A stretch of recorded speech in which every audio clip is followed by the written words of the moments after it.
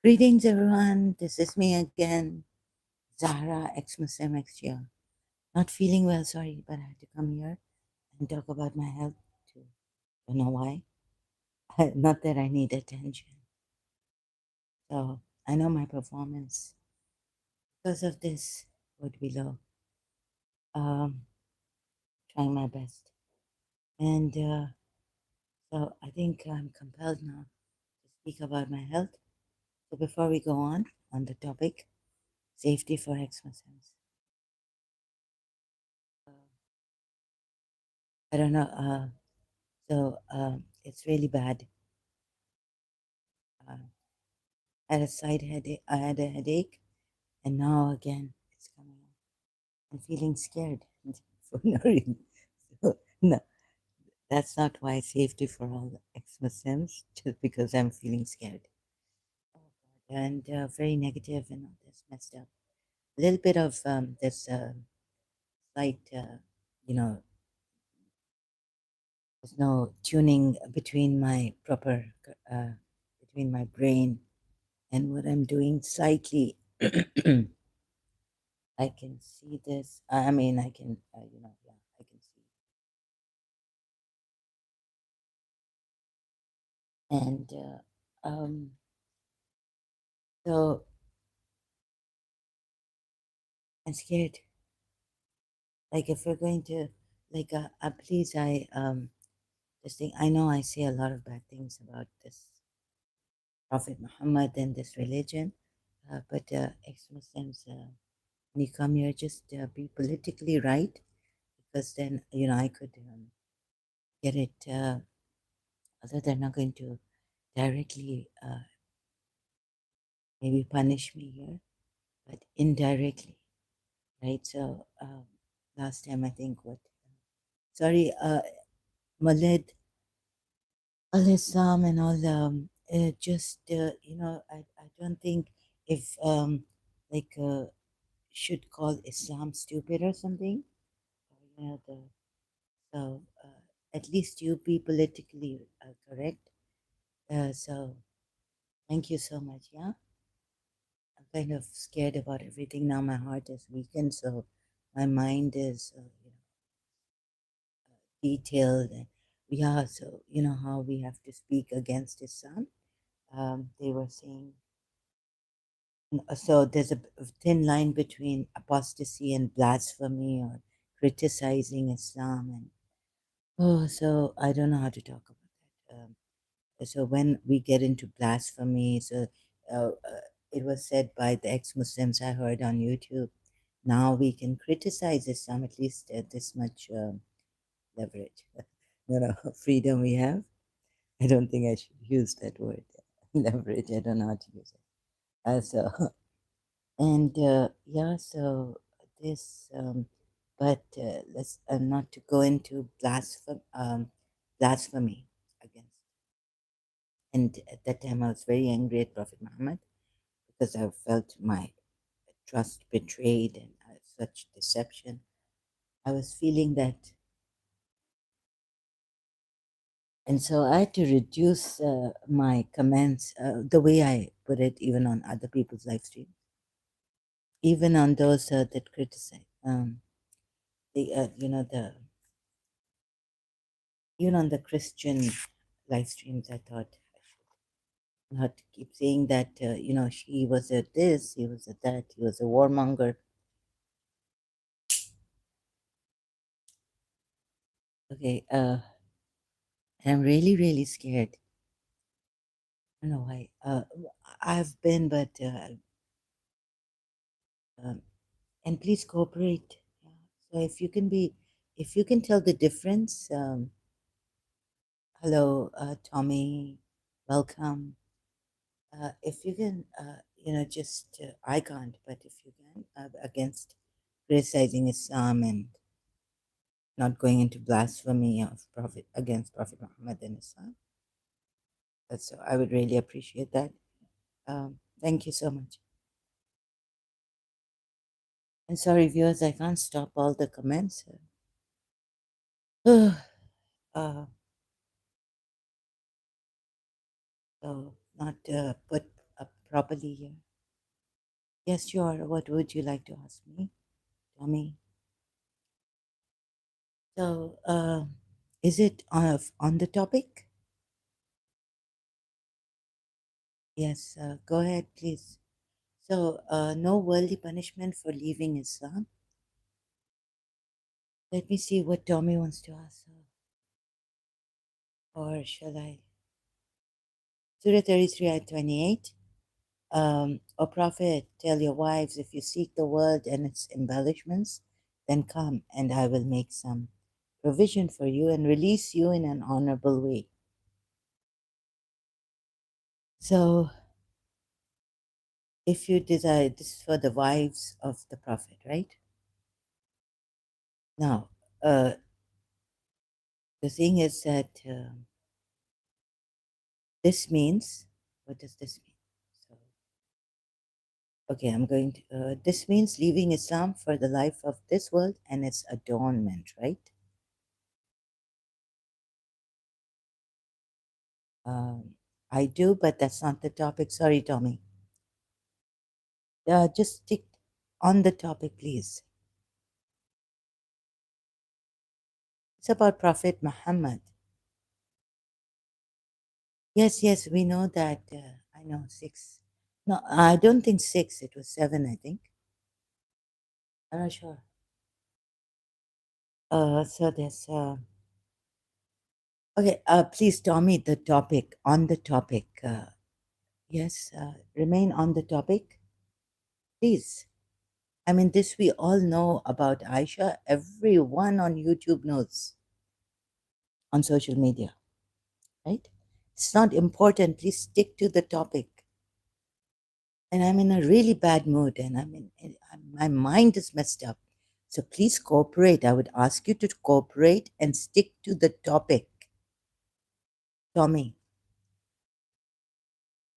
sorry, I don't mean to be strict on, but I've really struggled, and I don't think you understand my condition. Yes, but that's not the topic here. I know about the wives. It's about leaving Islam, Tommy. It's about leaving Islam and what the ex-Muslims, what the Muslims have been doing is they have been punishing people for leaving Islam or even criticizing Islam. Now, you see here what this is not about the marriage right now. It's on the topic of there's no worldly punishment for leaving Islam. This is a very crucial topic. So please stick to this topic, right? I would really appreciate it, Tommy, if you would cooperate here with me. Cooperate on the topic. This is, don't you see it's on safety for ex-Muslims? Uh, it's about not harming ex-Muslims. In the Quran, there are no ayats that say worldly punishment, right? And moreover, I mean, against the apostates, yes, be stern with the disbelievers and those who leave Islam or who disbelievers become disbelievers. The curse of Allah is on them, the angels, and all this. I'm not on this topic, what's the bad in Islam right now. I'm on this topic, Tommy. Uh, hello, Tommy. So, Tommy, why aren't you coordinating, cooperate? Do you get it? Do you get what I'm on? Or are you getting me? Are you hearing me? Or am I not heard at all? I'm not talking about the Christians right now or Islam. Please, Tommy, are you okay? Something wrong with you? Sorry to see this. I don't think you are comprehending, understanding. How simple can I make it for you? Tommy, um, can you please stick to the topic? Okay, Islam. The topic, yes, on Islam. No worldly punishment for leaving Islam. Please let me help the ex Muslims. Your thing is not important here and it's out of the topic right now. Okay? Thank you so much. I understand. Okay, thank you. Thank you. That's great. Thank you so much. So now we have, we've had Muslims and all, and authorities going after the ex Muslims. But see this on the other side. Okay, on one side, we have hadiths that say, of Prophet Muhammad, that say, uh, whoever changes their religion, KILL them, right? But look at this, right? This ayat, when we examine these ayats against the wives of the Prophet, Surah 33 at 28, O Prophet, tell your wives, if you seek the world and its embellishments, then come, I will make some provision for you and release you in an honorable way. Tommy, it is out of the topic. I'm out. You can watch my early live stream, all the live streams that I've done against Islam, criticizing Islam, Quran, and all this. Why I've left. Uh, Tommy, you are not. I'm not well, and I have to struggle. Really, my veins, nerves are being pulled. Stomach, else.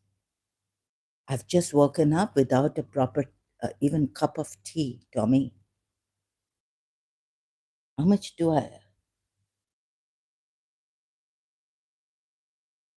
Sir, Tommy, brother. So why am I an ex-Muslim? I can tell you this, and please go. If you would just go through my. What did you say? Aisha, Mary, all this. There are many, many reasons. The first and foremost reason is that Islam is a false religion. Could you tell me how many surah in Quran? I think it's 114. Not sure. I can't remember. My memory is very. Are you testing me? Why are you testing me, Tommy?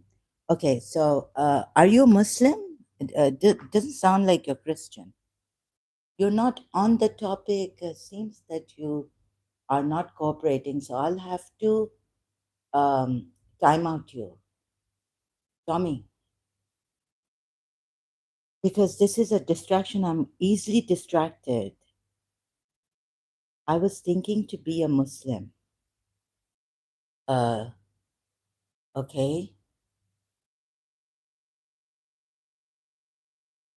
Why do you want to be a Muslim? Oh my God, what do you advise me? Of course, I would advise you never, never, never to be a Muslim. Never. Do good. I, please, even don't. I'm trying to help the Sunnis if they leave Sunni Islam, because there are many hadiths the ex Muslims are showing have been very terrible, ridiculous. Even the Shias would not be able to read those hadiths. They say it's from the enemies of Allah and Prophet Muhammad. So if Sunnis were thinking of going to Shia Islam, leaving Sunni Islam, I try to help them and say, no, don't leave. That's sorry, leave Islam and don't go to Shia Islam. See, I'm not even properly more than 70,000 persons being Muslims in. It doesn't matter. You see, again, if you want a majority, go search video of friendly ex-Muslim Abdullah Samir. You will get your answers in a very articulate manner. I'm not. I'm the broken stuff. Here. Um, I don't know why you've chosen my uh, channel. I'm not a professional, and I struggle to. So when someone's out of the topic, it makes me nervous, and it makes it difficult for me. Very difficult. Person like you, um, can you please cooperate here and be on the topic. But there are videos, answer them. No, I'm not going to. You'll have to stick to this topic. Otherwise, uh, there's won't be an answer for you here. I'm not going to answer you. I'm not your servant. Yes, I care for humanity, but not the demanding, ordering person. Okay, so you see, someone like this one is not cooperating. This means that if Islam says kill the ex Muslims from your side, whichever madhab you follow, and all madhabs, I think, mostly say, death penalty for the ex Muslims, apostates, murtads, mulhids, whatever you call them. Uh, ask the Muslims because, yes, killing of who? Did Islam order by killing, etc.? Killing of who? Please, they say now the more you use this word, the more they're going to kind of. I don't think KILL is used, is allowed. But I use it because I'm not well, I forget.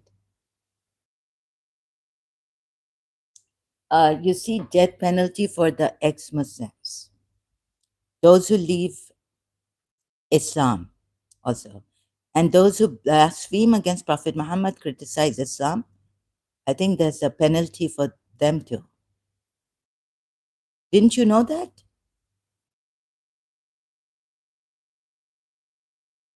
So, what makes you, without the knowledge, full knowledge of Islam, read the hadiths and everything, Quran, history of Islam? What would make you become a Muslim? Oh, what this person? You are not cooperating here. And if someone is not cooperating here, what it is showing me is, the people will say, "Don't waste my time on you." But the thing is, what is proving to me is that someone will not cooperate, seeing the other side of Islam, the Quran only ayats, and see the hadiths as a contradiction. Yes, you see, Wikipedia, even in Shia Islam, there's death penalty. Now, some since after the 19th century, it's changed a little bit. I don't know. There's no death penalty or what. You can read Wikipedia. Everything is free. So, how can you even think of becoming a Muslim without reading yourself? At least do some. We can't give you spoon feed you here. How old are you? If you want to be told what to do and shown what to do, first, I should see that you are independent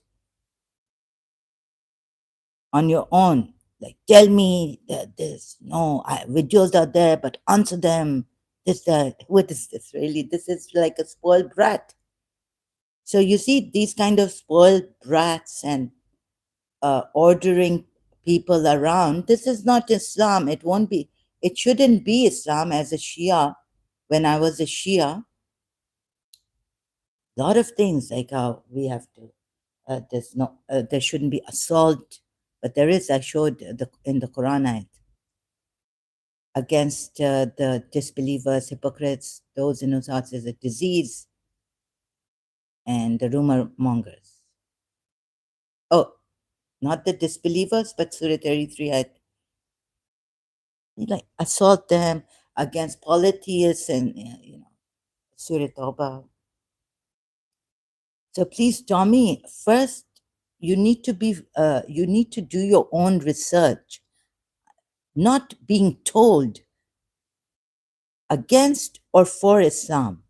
How much of capacity do you have in yourself. Isn't they say that, don't they say there are many kinds of kinds of Muslim? It's sects in Islam. Yeah. No, there's one Muslim, but there are many sects in Islam. Not kinds of what's this, the heart thing. See, I get distracted. This person is not cooperating, and it really makes me nervous. Like, Muslims also going out of their uh, see, one part of the religion says it's implying not to kill those who leave Islam. Another part is saying do the KILL, right? So, what is apostasy in Islam? Is commonly defined as the abandonment of Islam by a Muslim in thought, word, or through deed.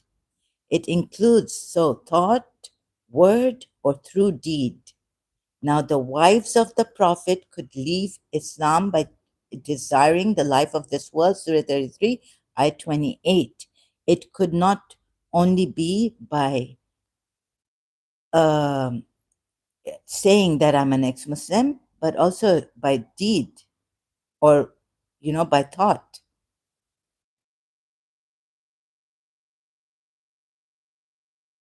Okay. So this, so now Shia Islam, what's in Shia Islam? While Islamic jurisprudence calls for the death penalty of those who refuse to repent of apostasy from Islam, what statements are acts acts qualify? See, this is the madness that's coming. I can't, sorry, I'm not well. I don't mean to make fun of madness, my own, but sorry. It's very, very torturous, terrible uh, mental issue. I was thinking to be a Muslim. Uh, Please, yeah, Peshwa, I haven't got the proper glasses on. Bajir, no, or Bajiro? Bajiro? Sorry, Bajiro, Peshwa. Go ahead. Thank you. Yeah, please help Tommy. He's not able to cooperate here. I don't know. He's not getting it. I was thinking to be a Muslim, and he's, I don't know, he's not, no matter how much able to comprehend what I'm telling him, or he's just acting very strange, giving me a hard time here because, my condition, I'm very easily distracted. And also, it is showing that some Muslims might not cooperate and they just blindly, or, what they have, me. I was thinking, I want to do this, answer me, like that. So, uh, you see, it's me, mine, what I believe in. Yes, your advice, but again, it boils down to me. I think when you don't cooperate with another, I've told him my condition, still he's not cooperating. And in Islam, look at the problems, right? So, 19th century, until the late 19th century, the majority of Sunni and Shia jurists held the view that for adult men, apostasy from Islam was a crime, as well as sin, punishable by the death penalty. But with a number of opinions for leniency, such as a waiting period to allow time for repentance or enforcement only in cases involving politics. Depending on the era, sorry, excuse me, the legal standards and the school of law, right? Oh, sorry. Depending on the era, the legal standards and the school of law. In the late 19th century, the use of legal criminal penalties for apostasy fell into disuse. Hmm, is this true? Anyone? Although civil penalties were still applied. What civil penalties? Like, oh, for example, Their rights were curbed. Civilly, sorry, as civilians, their rights were curbed. Still this. Now you see, for the wives of the Prophet, so you can read more, please. Apostasy in Islam, everything is for free. Um, all this material online, free. I want to show you this side of Islam, which contradicts the hadiths that say death penalty for apostates. And of course, then we have this other problem also in Islam, which is blasphemy. Uh, so, right?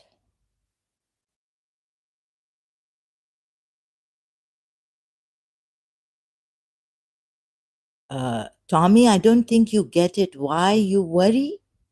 I worry because, Tommy, now, sorry, I have to act weird now. Strange that you ask me such a question, right?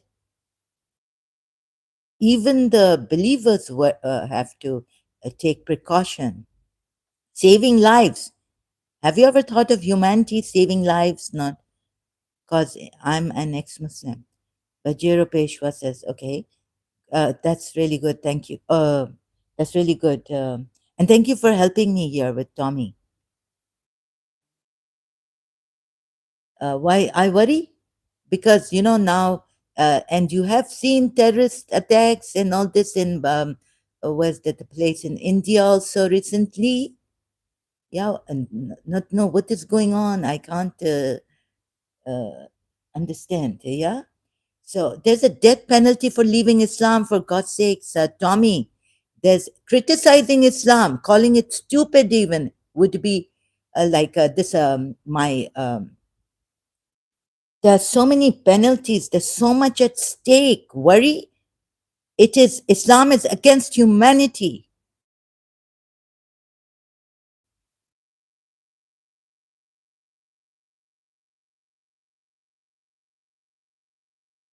right? What is Bajero? Peshwa Singh, there are million. I'm not alone. Excuse me. Sorry, I didn't get this. So a lot is at stake. Islam, the way, Baba, why I left Islam. First of all, see, and a lot of rights of people, freedom of religion that the United Nations gives us. Islam doesn't give us.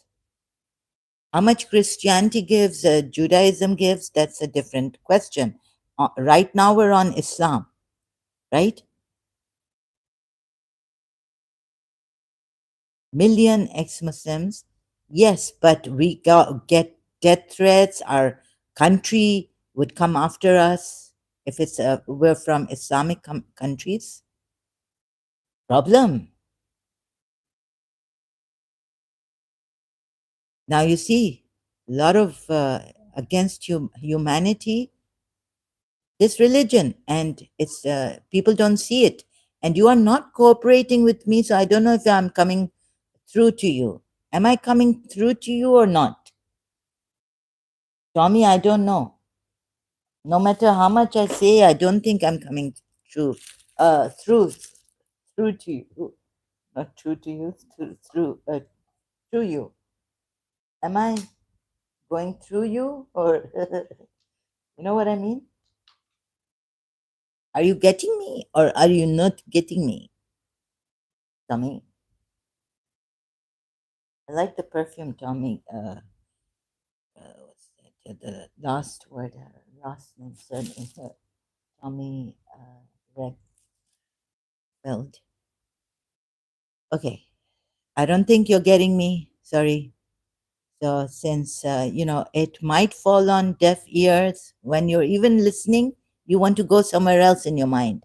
Oh, tell me about this, about Islam, and tell me about, oh, we don't do this and we don't do that. And how dare you say that we do this and we do that? I don't know. So, here we are, and I'm lost. You see, I feel like you've lost me. Can't get me, right? Now, what is this? I need some proper. Anyone cooperating? Bajira Pashwa, do you on blasphemy? Look, the hadith is there, very straightforward. Quran ayats on blasphemy they've given. Surah 6, ayat 108. And do not insult those they invoke other than Allah, lest they insult Allah. So on this, but Surah 5, ayat 33 to 34, the only punishment of those who wage war against Allah and His Messenger and strive to make. This is another condition, not only may wage war against Allah and His Messenger. And how do they wage war with the sword or what? This is really such a unclear. When you hear Allah's revelations disbelieved in and mocked at, do not sit with them. Where does it say take their lives, give them a death penalty? In the Quran, it doesn't say, right? And shouldn't the Quran be enough for the when now for some Muslims, they Quran only, who are Quran only, right? Say that Quran only. Umar bin Khattab has said Quran only, right? Now you see, Quran, take the Quran. There's no death penalty on this, no punishment. Just leave them. Just do not sit with them, and they criticize Islam. But the Hadith says uh, has plenty of this death penalties. Right? Sunni, the ones that Islamic sources, mostly the Sunnis take, Sunan Abu Dawud, Sahih al-Bukhari, Sahih Muslim, and many others like that, like this.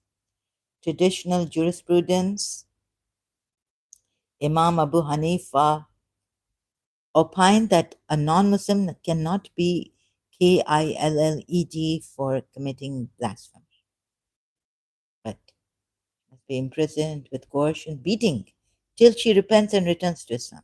I may be getting a beating here. I'm already, when I was a Shia, I was getting a beating, some psychic level.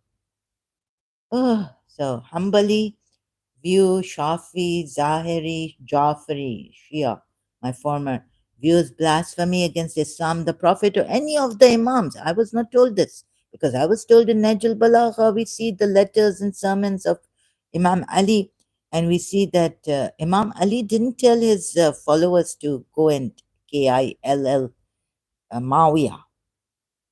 He was also a Muslim. When Mawiyah was abusing Imam Ali from the pulpit, he was making people abuse Imam Ali. And Imam Ali was now when he was the Sunni's caliph, fourth caliph. I don't know where I'm from really, but I want to be. I don't know, Tommy. I'm from a Muslim. Like yeah, my passport is from a Muslim country, Arab. Can't say where I'm from exactly right now. But wherever I'm from, God help me or anyone, right? Yeah, doing this from wherever I'm from. My passport, and if any Muslim, then I'm not from them. You see, I can't say where I'm from because I just don't. I have no tolerance for oppression, harming people, and not even on this religion. If you criticize, then if I'm using my mouth, please use your mouth.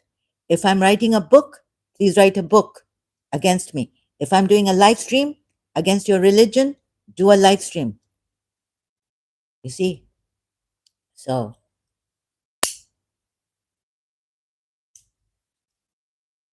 there's no way I will tolerate harm to human beings done in the name of religion also. No harm should be done. As long as the demons don't take over me, even then I'm struggling, struggling, struggling. Right now I'm struggling.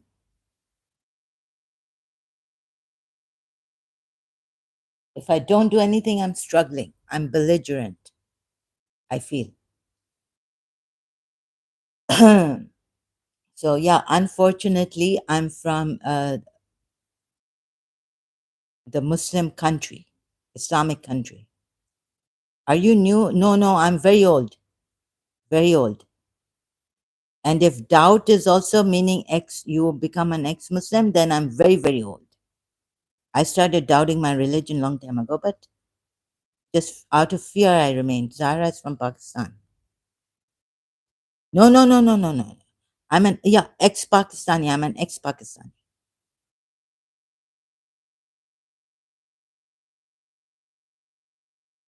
No, I have some. And no, no. Uh, yeah. Mostly like my upbringing is from Pakistan, but I'm from nowhere.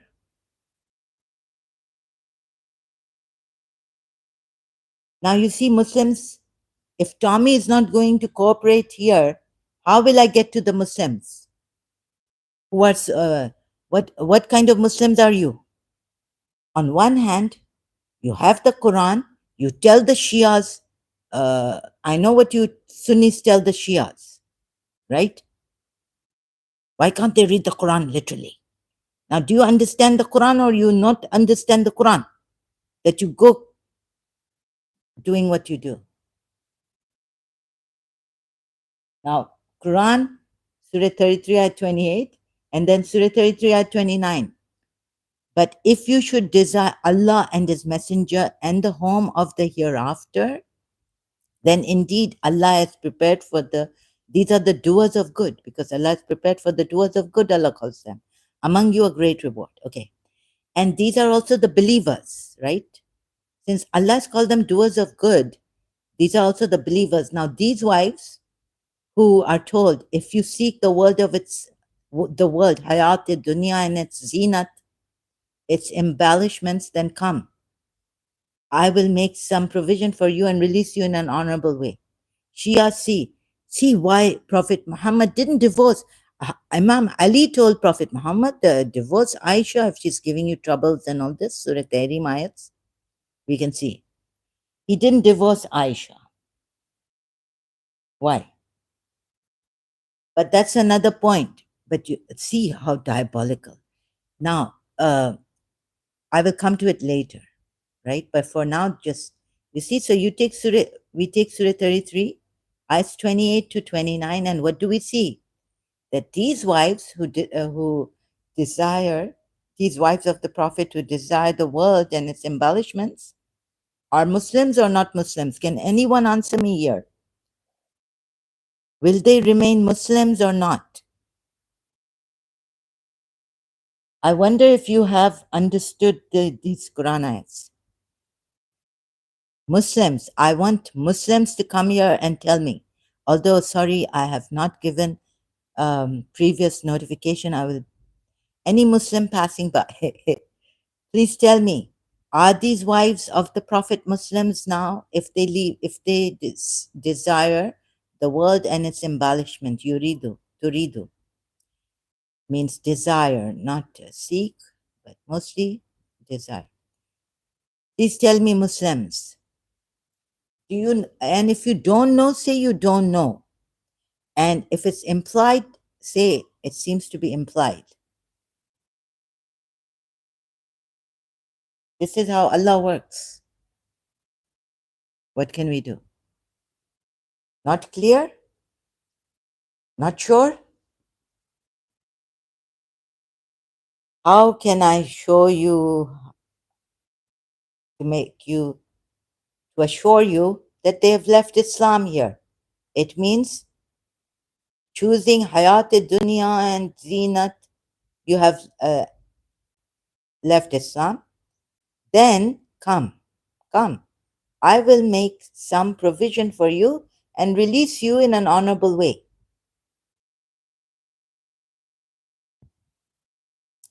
So, Muslims, see, why the wives released in an honorable way, meaning set free. Now, see the Shia commentary on this, right? On Surah 30, where's the Shia commentary?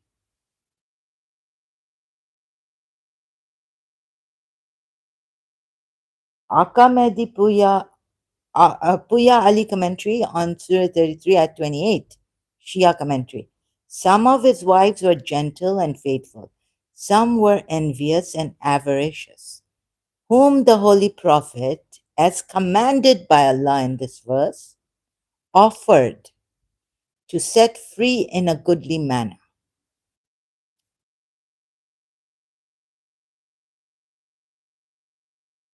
So, set free in a goodly manner. Now, please tell me from these ayats, what do you understand? Have the wives left Islam? Or are they still Muslim believers or Muslims? Just leaving the Prophet Muhammad has set them free, divorcing them, divorcing them, and because they have preferred a world, they desire the world and its embellishments. Please see this very crucial and try to understand this. If you haven't, see, problem is Muslims, you haven't understood wives of the Prophet, these ayats, Quran ayats only. And you have taken your Prophet's hadiths and given the penalties and punishments.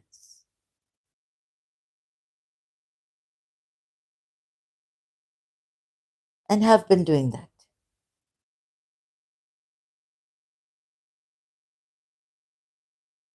Hmm? Sorry, just having my tea.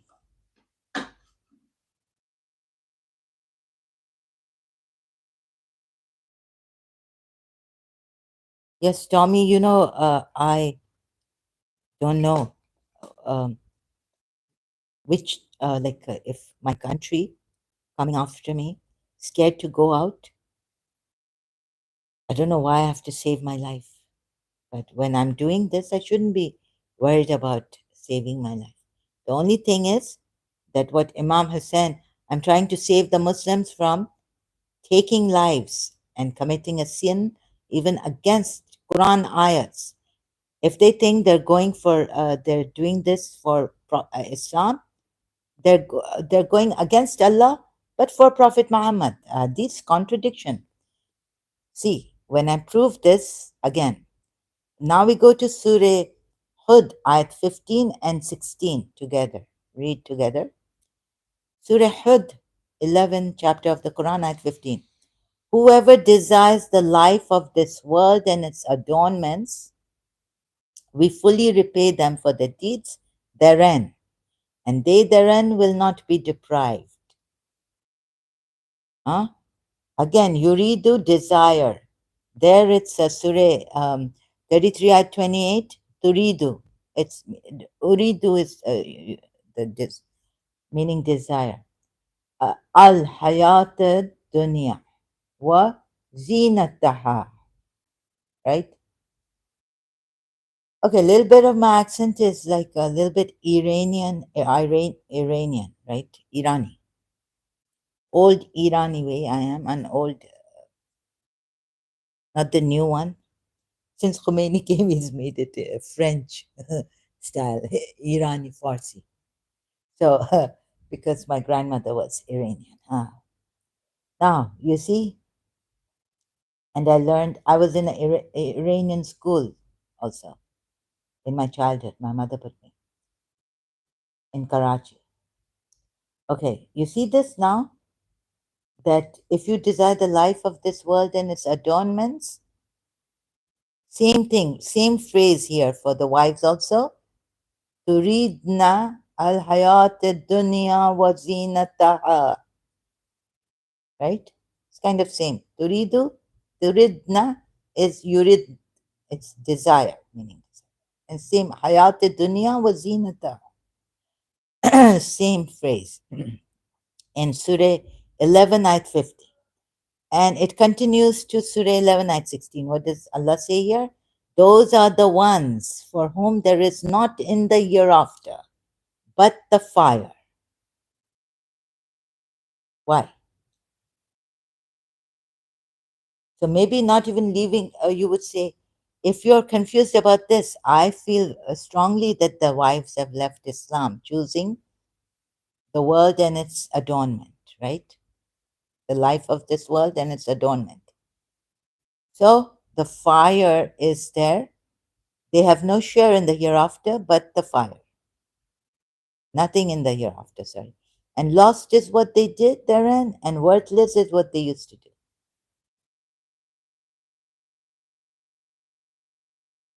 Right?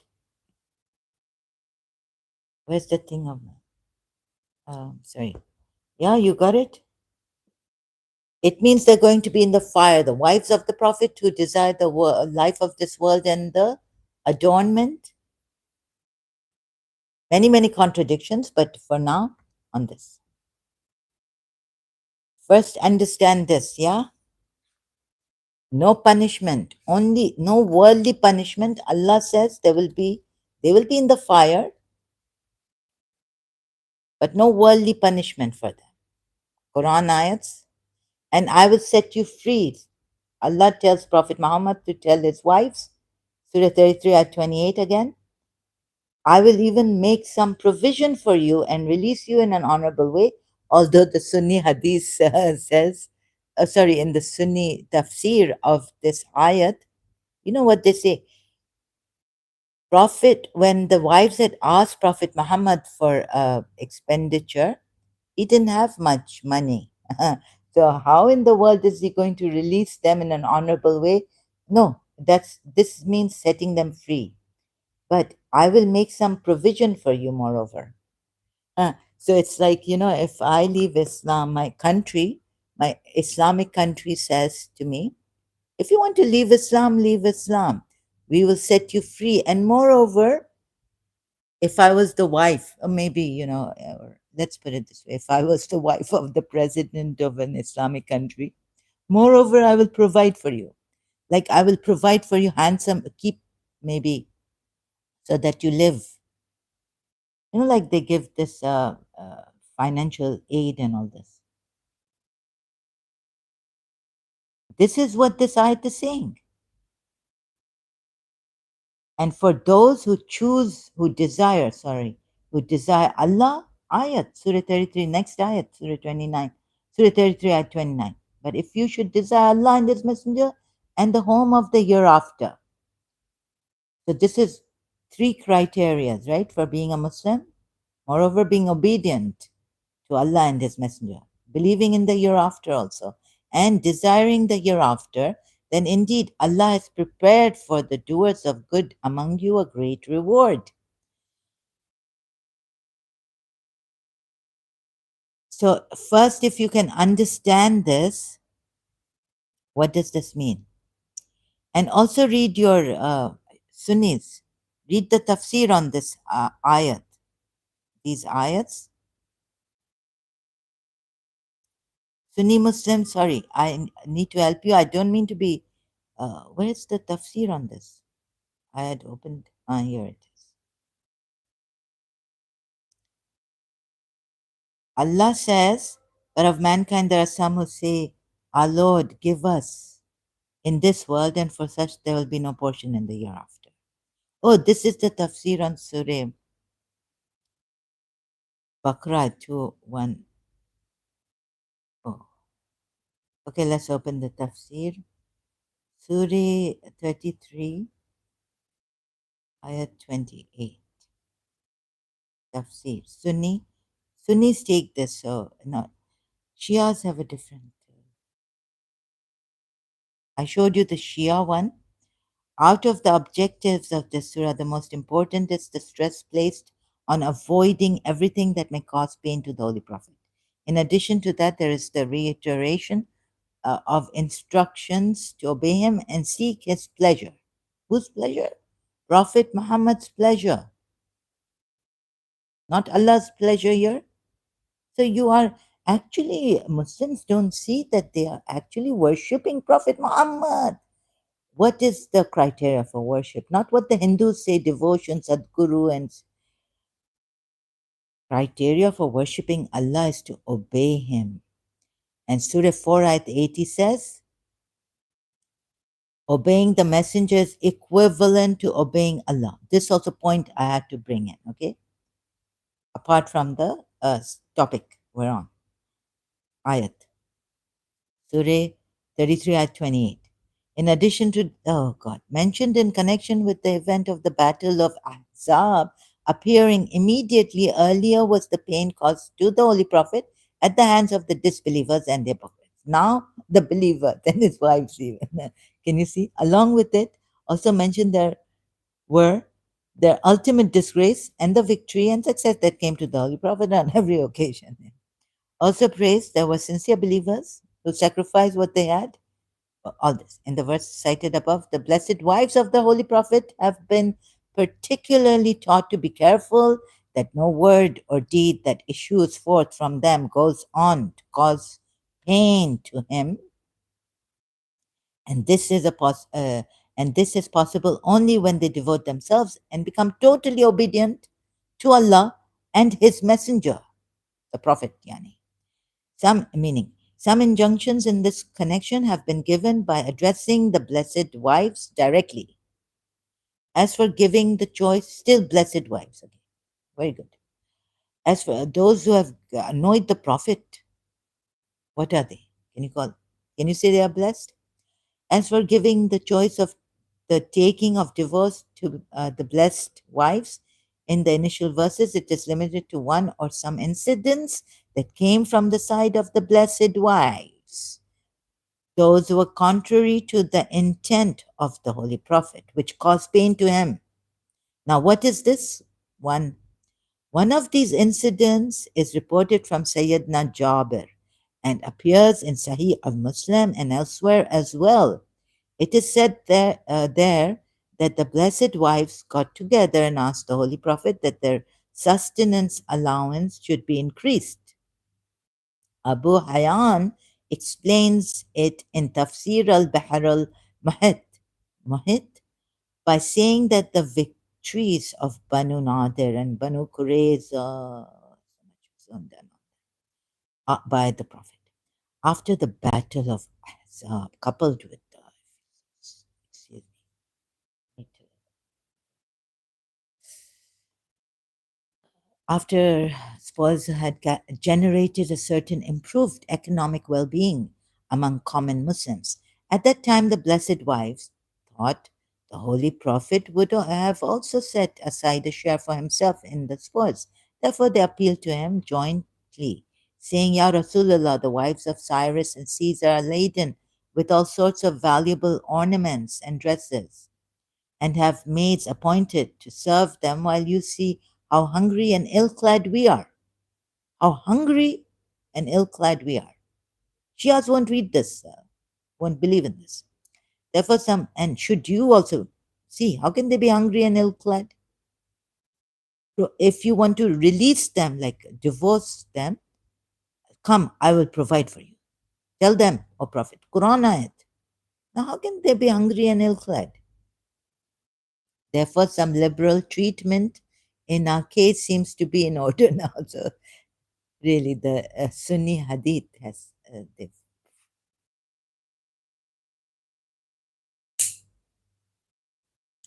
excuse me, just a minute, please.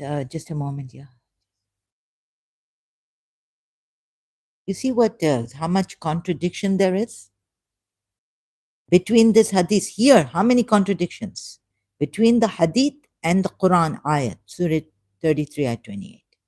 Shouldn't a prophet be given so much by Allah that he can even release his wives, those who prefer or desire the life of this world and the zinat, adornment? Handsomely. Some translators in English put handsomely about this ayat. He can't. They are hungry and ill clad. How can this be? First of all, see, how can this be against this ayat. Every detail I'm giving you right now this on this. Surah 33, ayat 28. What does Allah tell the Prophet to tell his wives? O Prophet, tell your wives, if you seek the world in its embellishments, then come, and I will make some provision for you. Some say, I will make an handsome, or let you go handsomely. Make provision. No, okay, let you. Wait a minute. That offer to set you free. This is the commentary. Read the various translations in English of this ayat. Okay, handsomely let you go. Okay, Jamila. Wait. And then come, and I will make some provision for you and release you in an honorable way. Provision for you in an honorable way or handsomely. It could be. Anyways, but I will make some provision for you, some provision. He doesn't have for his wives. They are hungry and ill clad, right? He doesn't have proper provisions, necessities. They're hungry and ill clad. Would you trust in this hadith or would you trust in the ayat?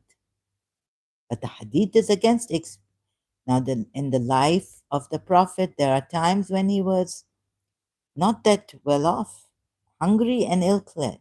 Although he worked for Khadija and all this, Khadija was rich. She has passed away. Now they are hungry and ill clad. What would you believe in? That Allah provides for you hands. You see that ayat where Allah says Allah gives without measure to those, right? Mulki.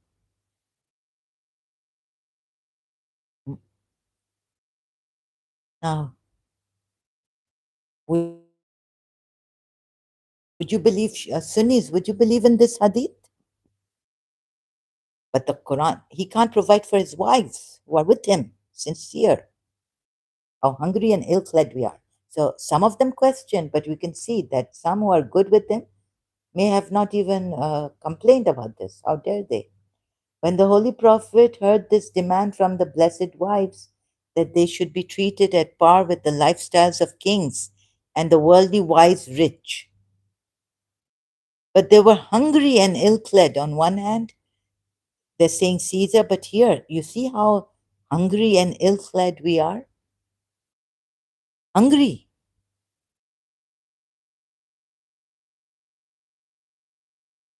And what's more, we are told here, the hadith is claiming that Cyrus is Caesar's king's wives are, but they are hungry. Forget Caesar's wife, normal person's wife, middle class, would not be hungry and ill clad, right? They are saying we are hungry. You see how hungry and ill clad we are? Hungry for what? Meaning, is it that they don't have food, proper food? I'm hungry. I can't get up. You see the contradictions. Please, why haven't you Sunnis used your mind? Shias have used it in a different way and think they are better, right? But they are no better than the Sunnis. How they have been deceived, I've been showing that also. Now, what? Like I said, Imam Ali told Prophet Muhammad, and Aisha is so annoying and so hurting and so jealous, and she does this out of jealousy, hurting you, other wives. Why don't you divorce her? He wouldn't divorce her. Why? You know why, Shias? You know why? Because he couldn't provide for them and couldn't provide, didn't release and provide. Moreover, provide for your wives. Moreover, he's gone pleasing his wives and Surah Tarimis. You not the see Shias? You not the see? हादसा बन के कोई ख्वाब बिखर जाए तो क्या? Oh, that's Amitabh Bachchan's, that's the Indian movie, Silsila, I think. You see, what a tragedy that the Muslims, and they do vigilante and going, oh, she said this to my prophet, I can't hear, I have to, her, her. He said this, oh, Allah Akbar, Narai Risalat, Ya Rasulallah.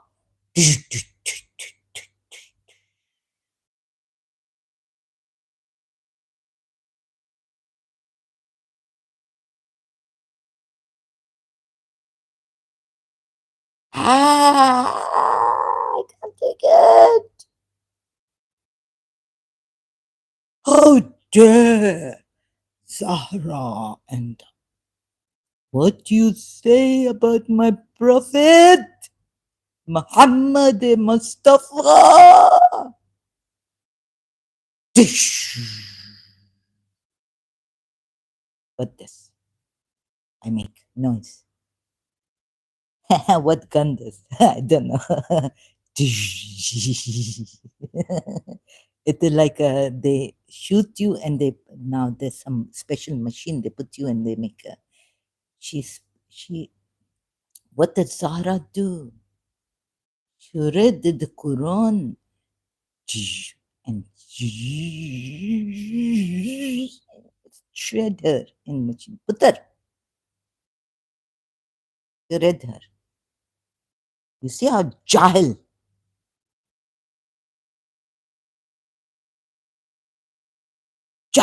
cruel. Don't see a thing. Worship Prophet Muhammad. Even those who worship the divinity don't do this. What is your worship? False worship, it is anda, blind, and it is ego coming up, ego coming up, ego coming up. And on the other hand, in the majlises, ego, flush your ego. I have to flush my ego, I have to fight, jihad against self also, against others also, against shaitan also. You see the jahilat. You see what devils we have, unfortunately, made by this religion. Huh?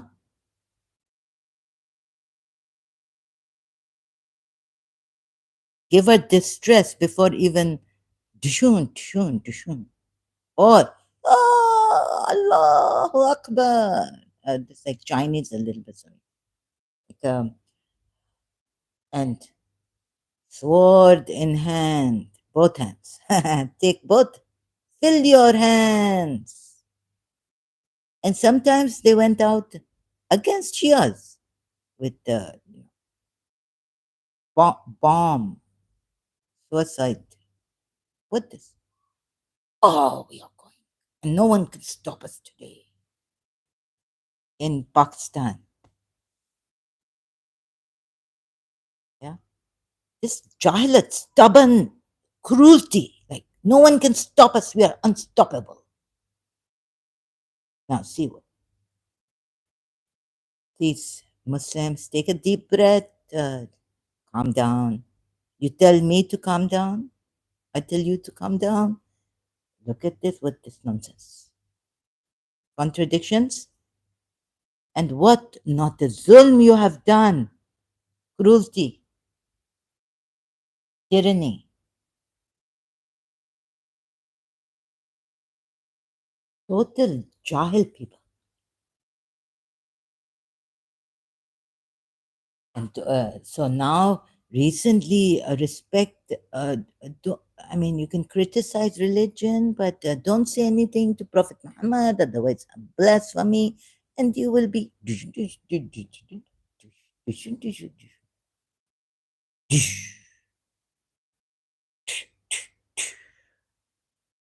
But this, you see, for this religion, What now? Even hadith against now ill-clad wives are saying, Baba, Sunnis, you not get it. Shias, you keep your mouth shut here and see how deceived you have been in other ways. Sorry, I don't mean to be disrespectful. I had enough, but they should be treated at par. Now, Imam Mahdi has appeared in one, so he's appeared in Ahmadi religion, not even in 12 Shia. You're 12 Shias, you're gone. I will show you later, maybe if I remember. His short video. I wish there to be no form of war. I wish there to be no, I forbid jihad. I wish there, and I choose humanity. I wish no killing of Kill,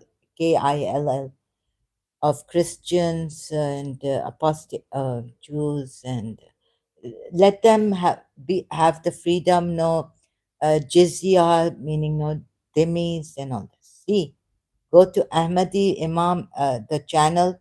Imam Mahdi has appeared. Beautiful video. This is what my wish, that not to. Now, how many Muslims not agree with this Imam? Hmm? You see, this is what gets to me. Worried. Now you see, what is no integrity in this religion because so much corruption. You see, contradiction, corruption, crookedness. Surah Qaf. You see any crookedness? Look at the crookedness here in the hadiths you have. Why could you not see it? Taking a life? As Shias, I was told not to say if someone is a disbeliever, you have no right, because we never know when this disbeliever become a believer, and we never know when a believer become a disbeliever, right? Who are you? Leave it to Allah. Don't judge them, don't conclude, don't make conclusions. Now what is? Oh, he did disbeliever. We're going America, West, take them. What this?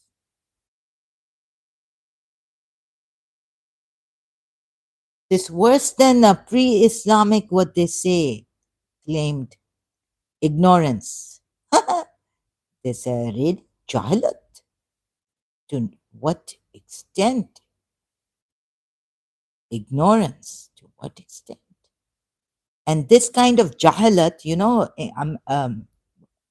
if you don't know jahil, what jahil means, like, the polity is fighting this nafsa nafsi, meaning ego, this fights, wars, skirmishes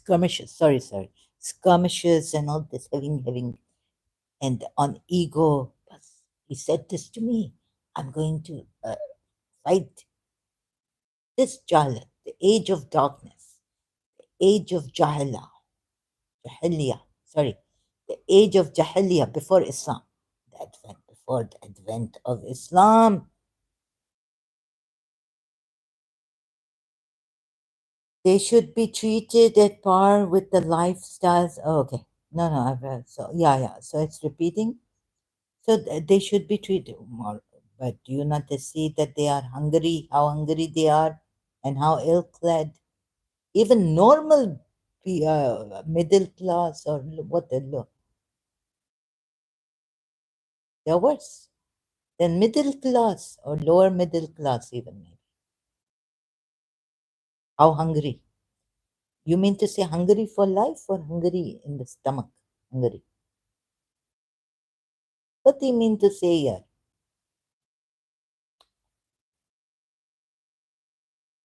And Shias, if you don't take this hadith, Uh, I've shown you in other ways how terrible.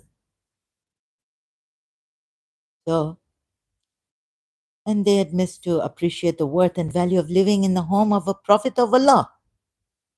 But Allah is saying Himself, Baba, that come, those who prefer, and these who prefer or desire the life of this world and the zenith, where are they going? Surah Hudayat, and I will even provide for you some provision.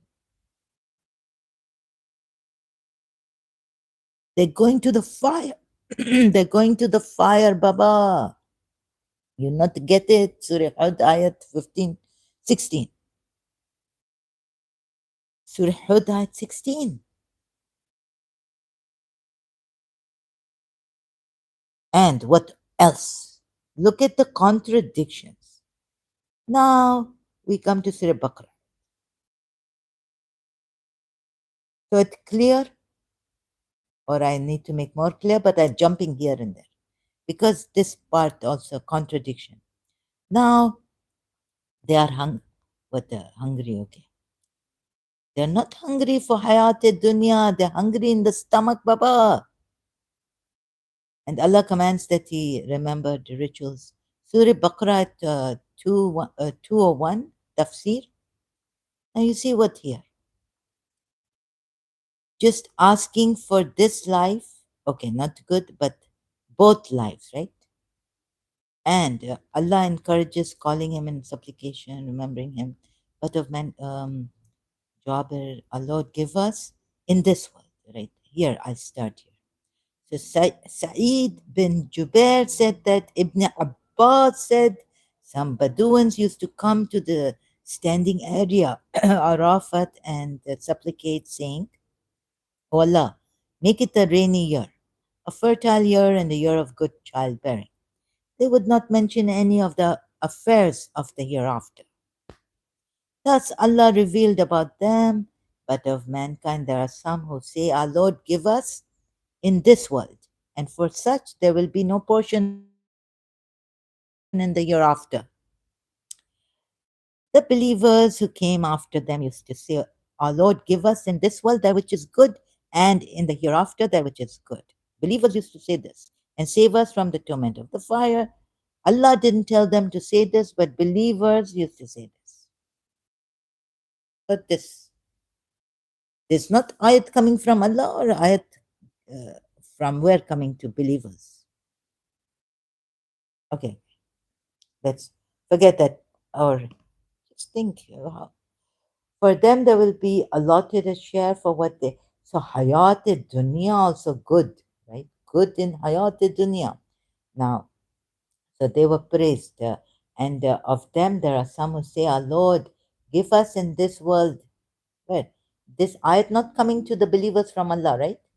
God knows where it came from. Allah did not tell them, see, to say this. But there were some believers who used to say, "Our Lord, give us in this world that which is good, hasanatan, wa fil akhirati hasanat, and in the hereafter that which is good, and save us, wa qina azabun nar, torment of the fire. Save us from the torment of the fire." The supplication mentioned and praised in the ayah includes all good aspects of this life. All good aspects of this life. So it doesn't exclude, it includes all good aspects of this life. So now, if you see Dubai, UAE, Abu Dhabi, hopefully Sharjah, Ajman, and all the rest, Fujairah, Ras Al Khaimah, prospering, don't they say that they are gone cases? They are not Muslims.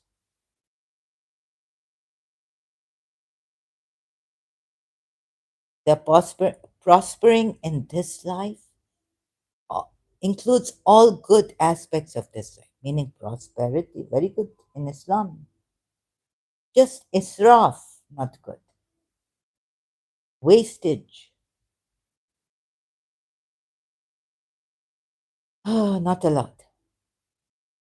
Aspects of good, all good includes all good aspects of it.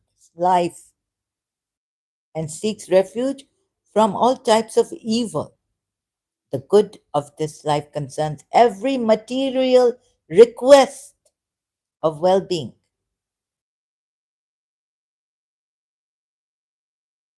spacious dwellings, meaning pleasing mates, sufficient provision, where the wives become hungry of Prophet Muhammad, so hungry, beneficial knowledge, good profession of or deeds, comfortable, comfortable. Don't see you're in your comfort and this and that. Comfortable means of transportation and good praise. Comfortable means of transportation. Must be also communication, good quality, life.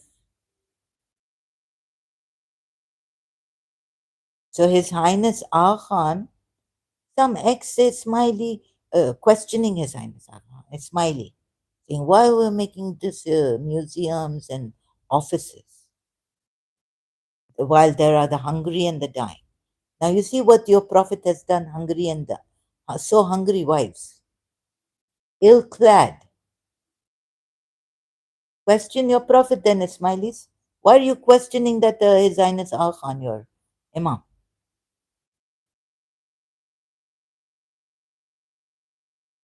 It doesn't mean that there's no hayat dunya and zinat,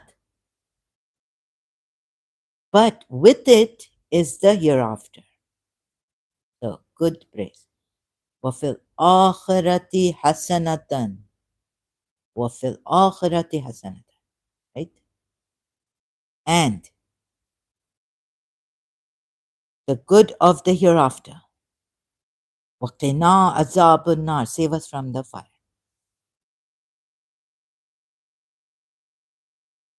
So it doesn't mean excluding the good of this world. And it could be this, it could be some say material request of well being, spacious dwellings, pleasing mates, sufficient provision, beneficial knowledge, good profession or deeds, comfortable means of transportation and living, I think, and high quality living also should be added. And good praise, why not? God is, so this they can explain, I can explain more.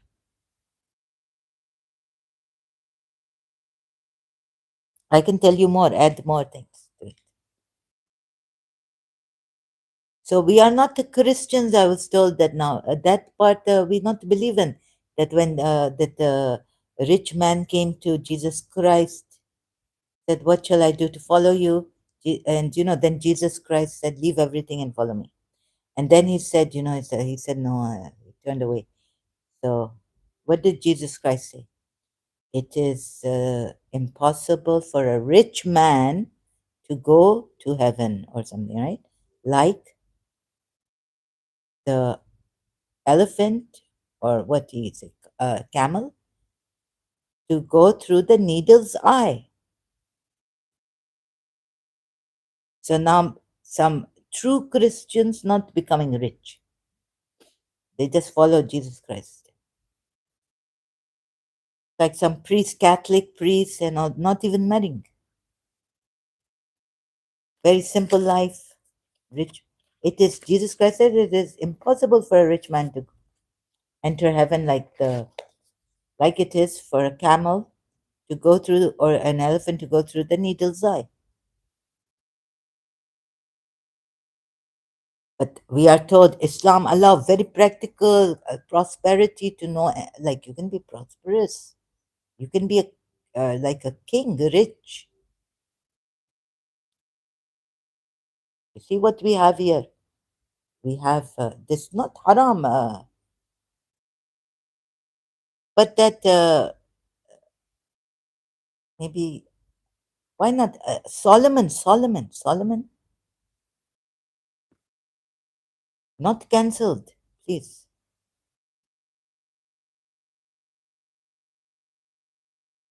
You can live like a king, being a Muslim believer, right?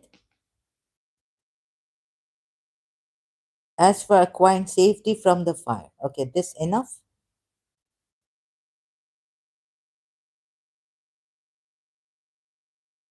So it is included.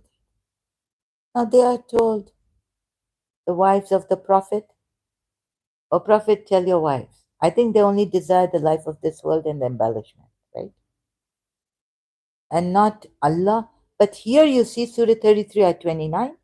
But if you should desire Allah and His Messenger and the home of the hereafter, please see this. It not put here good of this life, like it is put in Surah that the tafsir I showed you of was recently, Surah 2 ayat 201. There are others who say, our Lord grant us what is good in this world. Where hayat dunya, it should say here in Surah 33 ayat 29 for the wives. But if you should desire Allah and His Messenger, your Prophet's wives, and the home, the good of this world and the hereafter. It cut Allah eat up what? Sorry, excuse me. What home of the hereafter? But Allah is saying here in Surah Baqarah 201, grant us, our Lord. Believers say.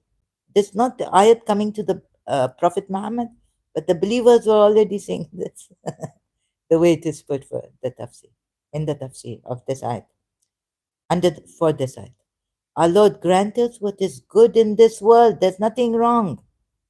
Now see how Allah put it in here. Surah 33 at 28. Then Surah 33 at 29 for the wives of the Prophet. Home of the hereafter. What about the good in this world? And you are saying to the wives, and we see in the Sunnis who take this tafsir, hadith. Okay, let me show you the hadith on Surah. You know when the wives, no. Let me show you in Quran.com. Surah Ahzab, ayat 20. Let me show you the footnote. And I've seen this hadith. Surah 33, ayat 28. Maududis, huh? Footnote. The verses from here to 35 were revealed in the period contiguous to the Battle of the Trench and the raid on Bani Qurayza, whose background we have touched upon in the introduction to the surah, according to a tradition related in Sahih Muslim. On the authority of Jabir bin Abdullah, one day when Abu Bakr and Omar visited the Prophet, they saw that his wives were sitting around him, and he was quiet. Addressing Omar, he said, they are sitting around me as you see. They, because Umar's daughter and Abu Bakr's daughter there too, as Prophet Muhammad's wives, right? Addressing Umar, he said, look at them. They are sitting around me as you see, right? They are asking for money for household expenditure. Household expenditure. At this, both the companions rebuked their daughters, even hit them on the necks. Tuck, slap, and said, why am I slapping myself on already my neck right side is got a little bit. At this, both the companions rebuked their daughters and said, forgive me, I also have that emotional, you know, thing. It hasn't gone. At this, both the companions rebuked their daughters and said, why do you embarrass the Prophet and demand from him that which he does not have? And demand from him which he does not have. Imam Ali, you know why Prophet Muhammad couldn't divorce his annoying, disbelieving, hypocrite wife? He didn't have that Allah tell him to give since they want the hayat dunya. Not that they are annoying you or they are like that bad. Not like in Surah Tahrim, ayat 4. No, no. If they desire the life of this world, then the zinat, come, I will provide for you. and set you free. Jamila, beautifully, right? Imam Ali, your prophet, you know what he want, what he not have.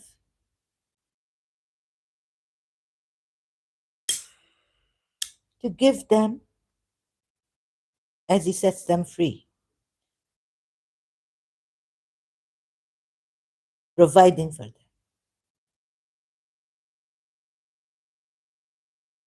See your religion, Christian, which has been distorted and having missing verses. Answer me, stop saying bullshit.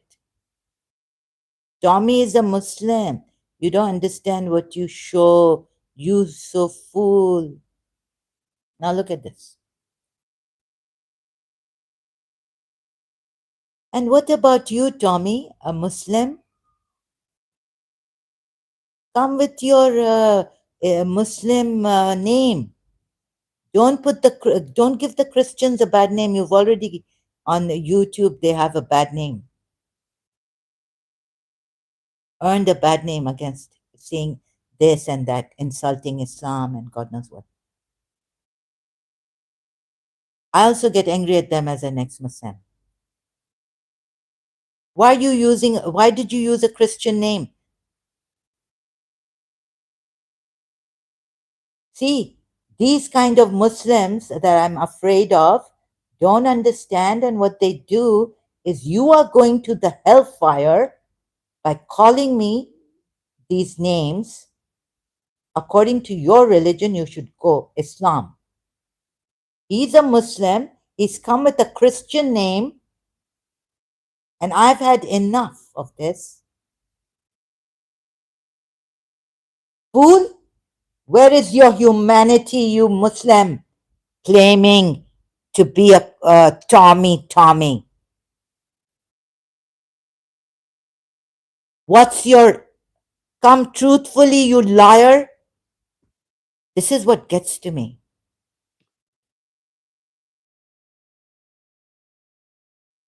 Hiding behind Christian names and Hindu names. You come here. You have no right to say this about me. You should be punished. Impersonating, here, if you impersonate in advertisements, Arabs and their dress and their accent, you will be punished in advertisements and all. Now, who do you think you are? What humanity you have? Look at you. I'm using academics. I'm using the Quran. I'm using civilized manner I was using. I try my best not to hurt Muslims. That's not my intention. I was a Muslim myself.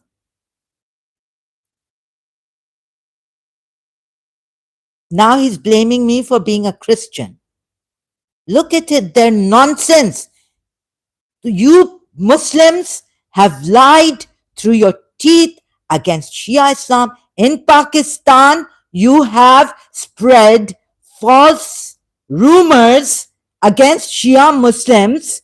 We didn't take a bit of action against you Pakistani liars, Sunni Muslim liars against Shia Muslims. You took the lives of our loved ones, of our family friends. You liars, you don't stop. And today, someone should stand up. And if I had to stand up in Pakistan, I came with love. Even when they killed my Ali Asghar, 6 months old, Shia baby. Even now, Parachanar, how many months old? And you have gone on with your corruption, with your oppression, with your zulm, now using Christians against Christianity. This way, such tactics. Enough is enough. I've always tried to, as a Shia, come in a loving way to the killers, to the complicit Sunni Muslims in Pakistan who have spread false rumors. I had a friend kept going on and on about my religion. Being a Muslim, I tolerated her.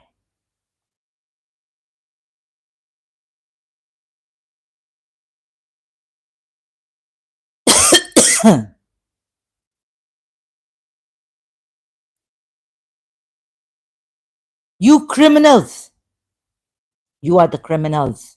You are the KILLERS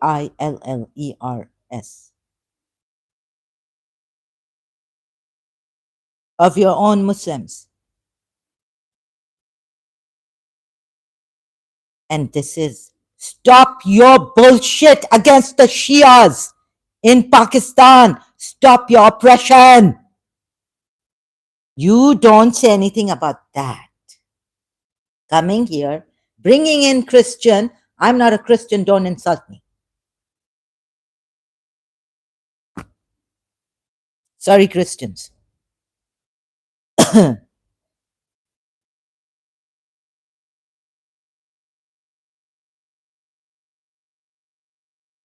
No one.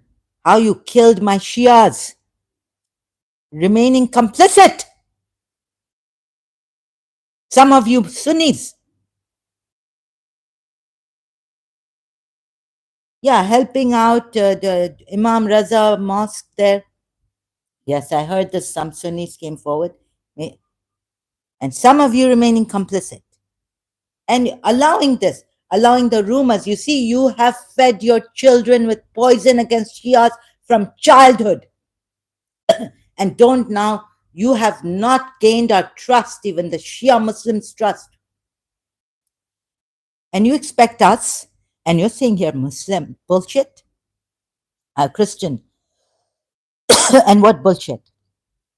You stop. Someone needs to get up. And Pakistan won't allow anyone to get up even against Zulm,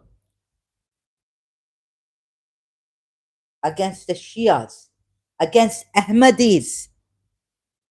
You know, Ahmadi promised, said, sister, you help me. What did I do? I did nothing for him. It was nothing.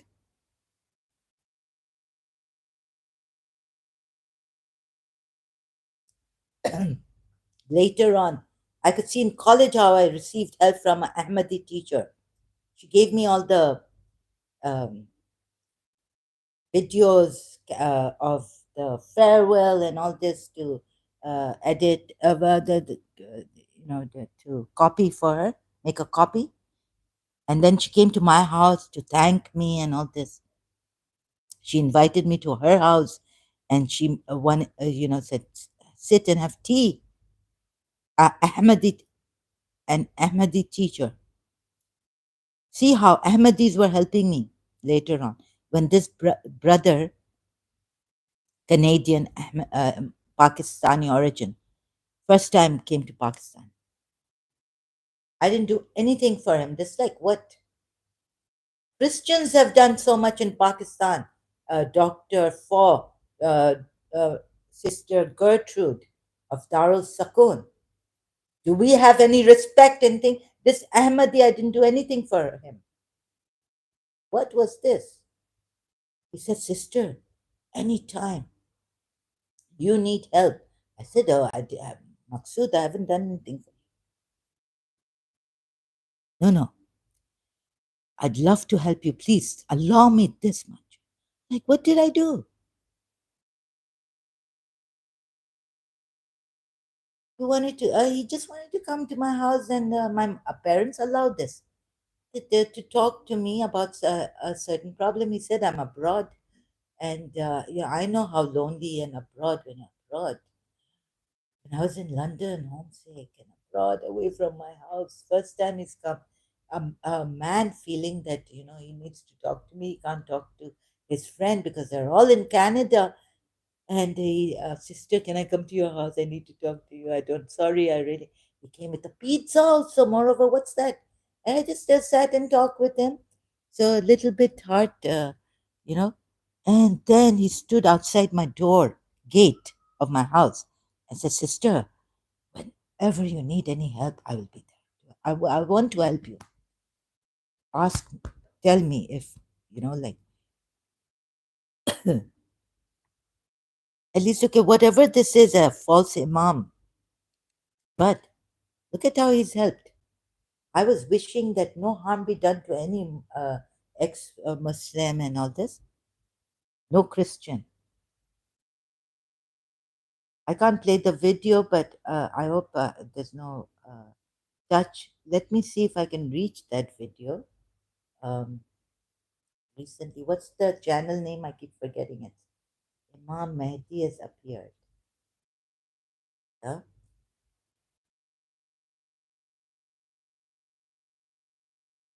Says, I wish.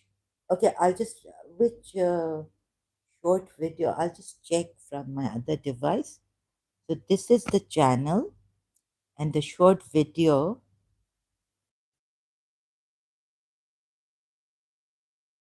I'll just read out. Oh, it's so touching. It's no, I'm an ex-Muslim, but look at what he says, right? Shias, you know this very well. Ali has said, don't look at who the person is, look at what the person is saying. So even as an ex-Muslim, I really appreciate. I have no words for what he said here. In a short video clip I found recently and shared it on my Facebook. It means so much to me, I cannot say.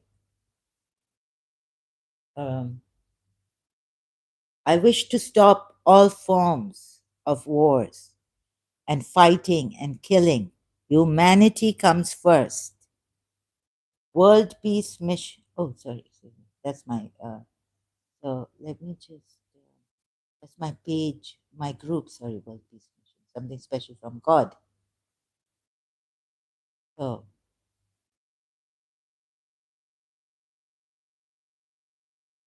तुम लोग कैसे मुसलमान हो? What kind of Muslims are you? Oops, where is it? I'm inviting you to a new covenant with God. Sorry, I didn't see this.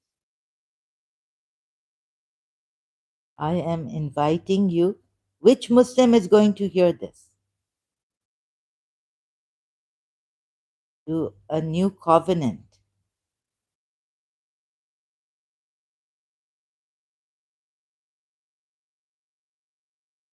हमारे शिया ऐसे नहीं करना चाहिए जो ट्रू शियाज हैं ऐसे बोलना कि bullshit or this and that bullshit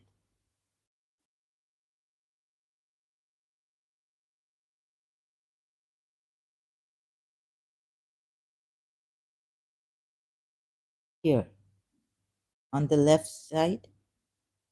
I wish to stop all forms of war,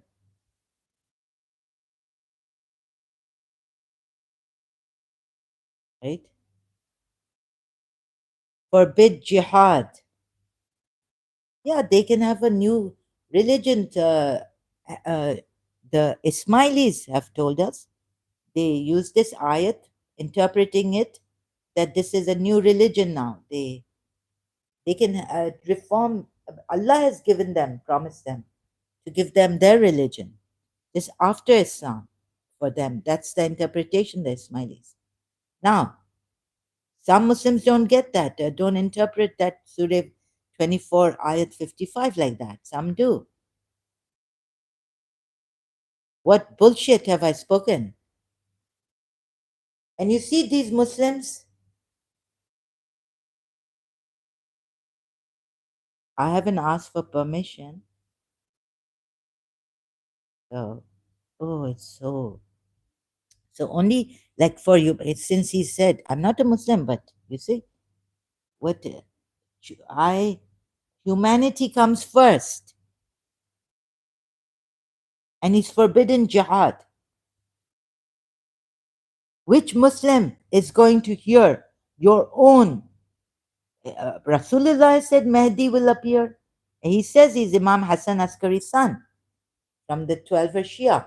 The 12 Shias at least believe that Mahdi is Imam Hassan Askari's son.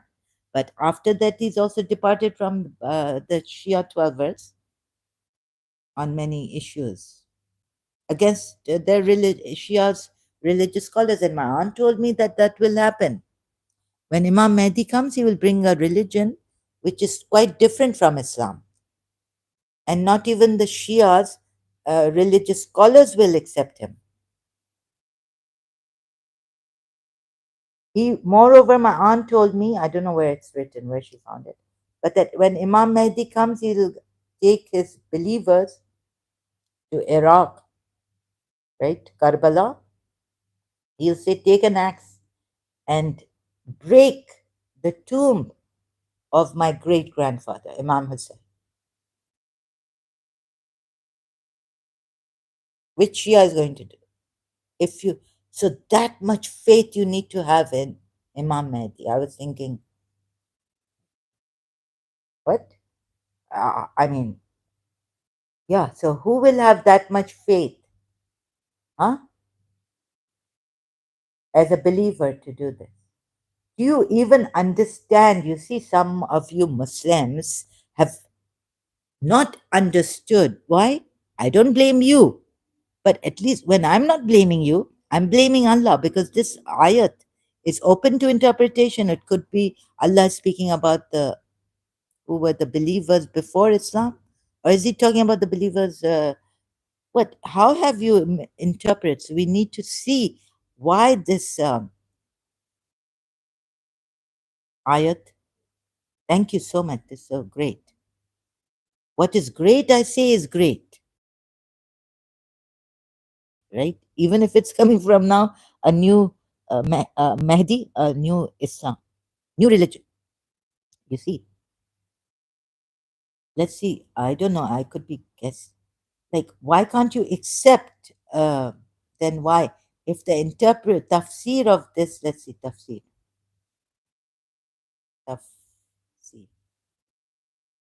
My mind is not cooperating with me a lot. Let's see.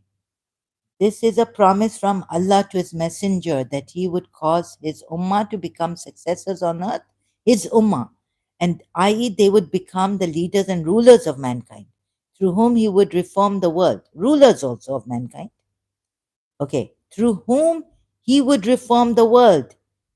So, excuse me, this is what even the Sunnis take, right? So, why have you rejected giving me that ayat, the ex-Ismailis also? Why have you rejected the Ismaili Islam? And even some Ismailis rejecting, saying, who among you who is follow authority, obey the authority among you. And then the Ismailis are showing me this, ex-Ismailis. Look, you know, Hazir Imam, what he doesn't do. Uh, so, and if you differ, authority among you.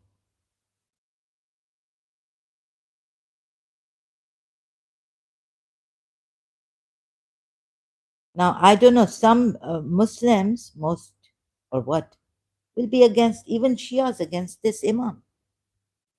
See, or believers, but what your religion says, in other words, or there are contradictions. Or believers obey God and obey the apostle, Surah 4, ayat 59. And those who have been given vested authority, given authority among you, or have authority, what? Let's see, Surah Nisa, ayat 59. Now, the ex-Ismailis were giving me this ayat against, he doesn't, qiyama nahi hai, standing is standing in salat, no, it did not give. Hazir, I'm not able to speak properly. Sitting, we do dua, and where's dua in the Quran, Baba? I show you where dua is, but okay, but this Salah, Salah, standing, standing. And see, oh, you have believed, obey Allah and obey the Messenger, and even those in authority among you, not chosen, not made, but to have authority among you.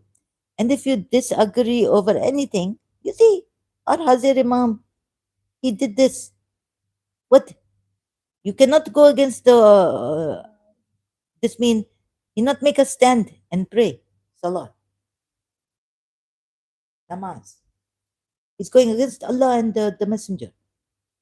So let's go against them. Maybe even, God knows. Let's beat him up, right? Maybe. No, no. They didn't say that, but what not you can do? I mean, can you blame me for saying that? God knows what you can do against if he come in your hands. Hazir Imam.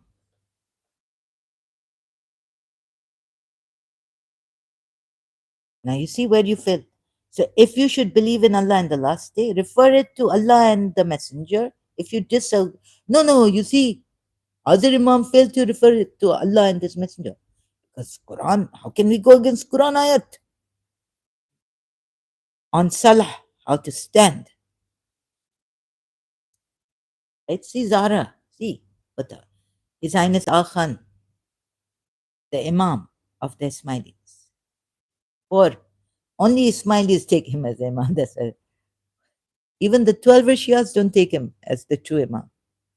Now you see this problem coming in your religion? What? And how many Muslims would you say? You know, it boils my blood. He used Christianity name. Why are you hiding, you coward? And how many Muslims you say are bullshitting? Bullshitting.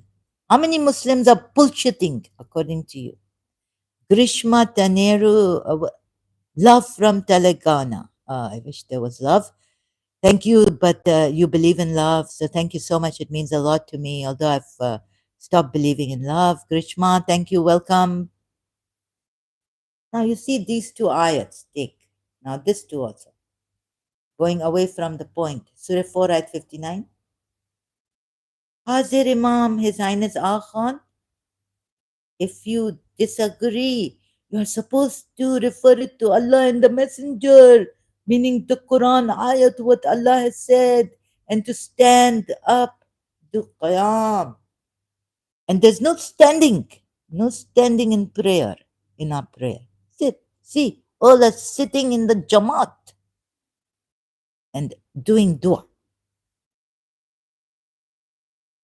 What salat is?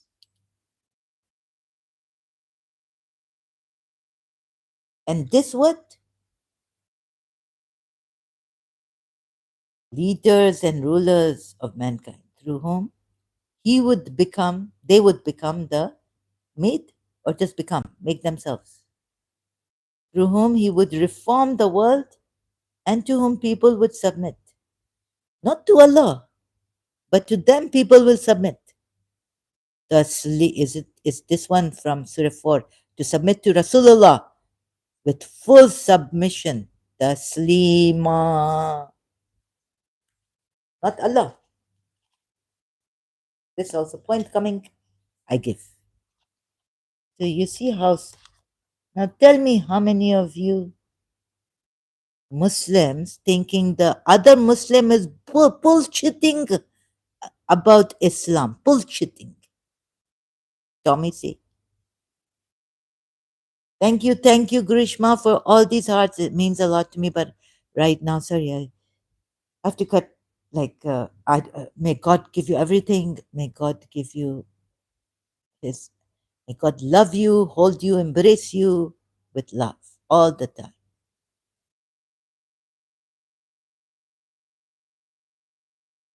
Bless your country. I wish God, if there is a God, I wish the best for your country, your people. I wish the best of life for you. And I have to say life hereafter because, Muslims listening, Oh, she wants the life of this world. Okay, that's it.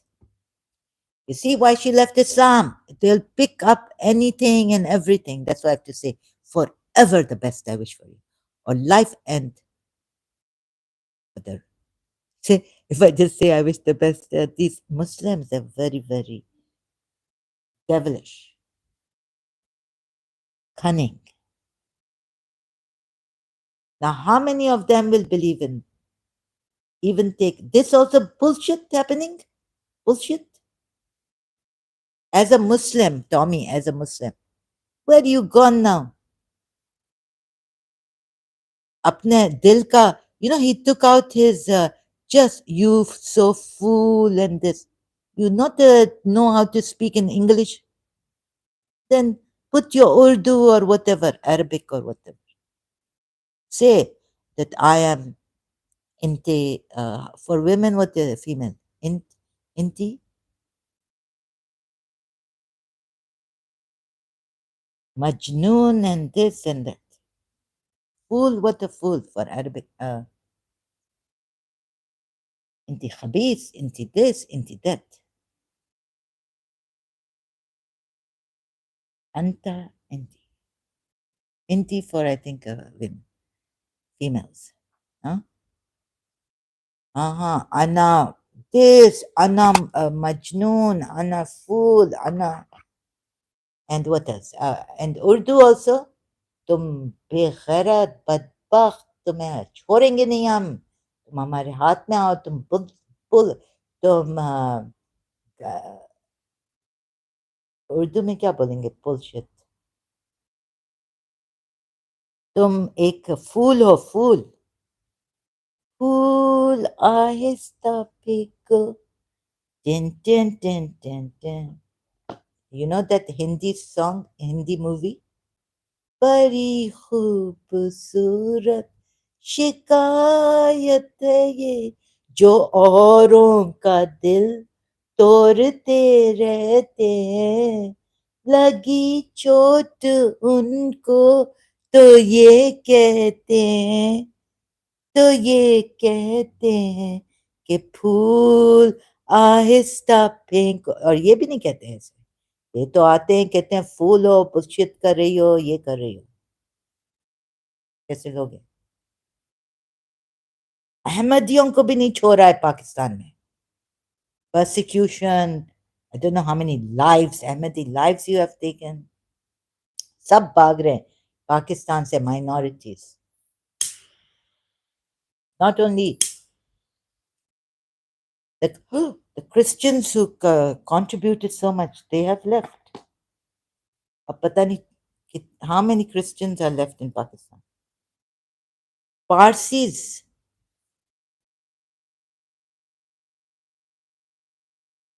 पता नहीं क्यों नहीं जा रहे पारसी पारसियों के पीछे नहीं तो अहमदियों के पीछे अभी इस्माइलीस के पीछे 43 अभी देखो ये इंडिया ने सही किया है कि इनके 27-28 पहलगाम में तो इतने इतने इतने इतने इतने इतने इतने YouTube videos war on Pakistan alert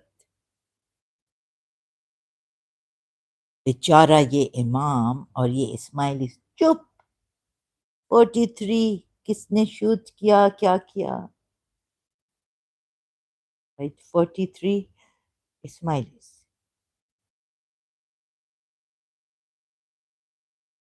बस एक वीडियो मैंने देखा या क्या दो चलो ये हो गया पाकिस्तान में toing with lives Muslims toing with Muslim lives ये नहीं देखते हैं इधर आएंगे बस ये बोलने के लिए कि you are bullshit you are fool you are this इनकी जहालत देखो look at their ignorance their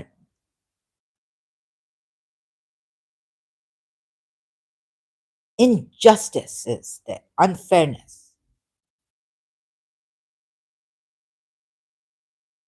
see I can't even put that 43 smileys forget it how much of a heart I have to do I don't have help here Maybe my okay, they're giving me some, but they're also, the hand that feeds is the hand that chokes. The choking from, and maybe I cannot go out here. I feel now very, very scared. I have headaches, and how many hungry they left me. No one, no community, no social coming here. Baba, don't come to give me a injection. Come to give me some food in my mouth. Only one time I am able to get up and have food. Others have other time having crumbs. Crunch, crunch, crunch. The crisps, crisps, chips. Very, very hot. Excuse me, and dying. So you see, how can I?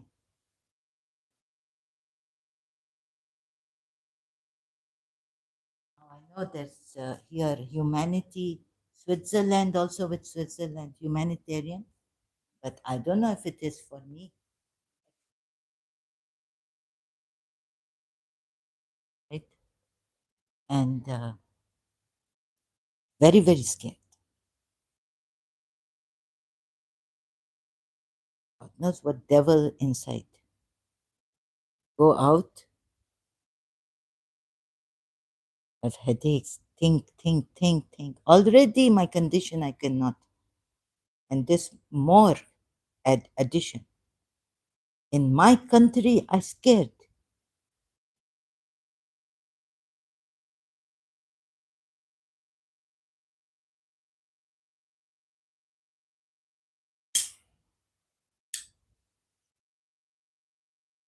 Can you believe that? Excuse me. Of course, now we can believe anything. Why would I say this? It was an old thing. Can you beat it? Can you believe it? Now we can believe what is not in our imagination coming. Shocking times.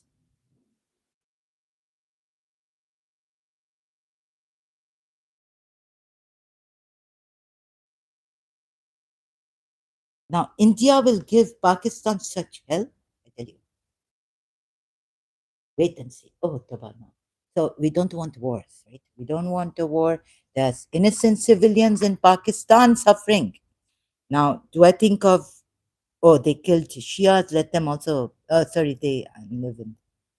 Now, you see, now innocent Sunnis, Muslims in Pakistan, one Muslim coming here saying, you are a fool, you bullshit, this, that. First, this how he tactics. You see how what tactics he uses? अच्छा इनमें जरा भी यानी एहसास नहीं है एक इंसानियत के नाते भी कि मैं बोल रही हूँ प्लीज कॉन्सेंट्रेट मेरी तबीयत ठीक नहीं है please cooperate look look look Muslims तुम लोग देखो मुसलमानों तुम लोगों में अगर इंसानियत नहीं तुम लोगों में इंसानियत है या नहीं है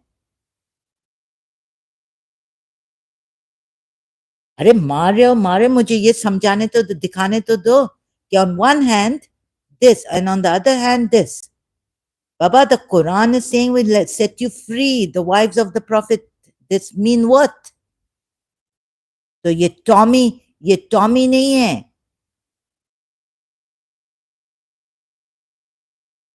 ये उम्मी है उम्मी मोहम्मद का उम्मी विदाउट द टी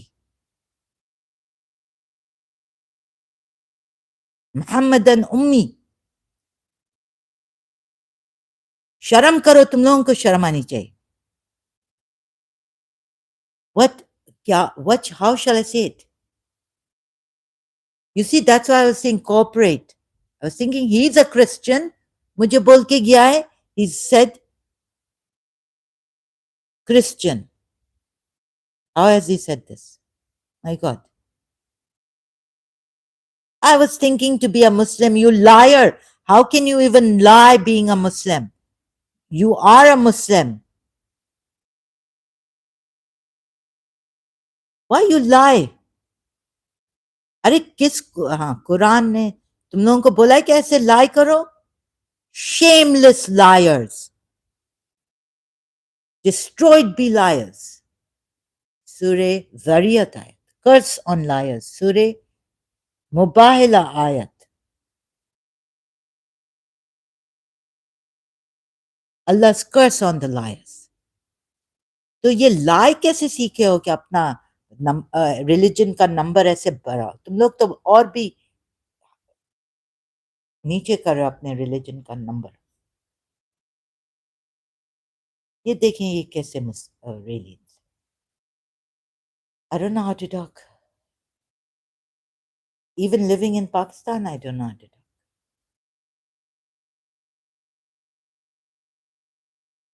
ऐसे ऐसे अय्यार लोग मैंने देखे. Cunning Muslims in Pakistan. Must be elsewhere too. So you see now, or how shall I show you? Make a graph. Baba. Where it's convenient for this chap, Prophet Muhammad. Sorry, I'm not blaspheming, chap.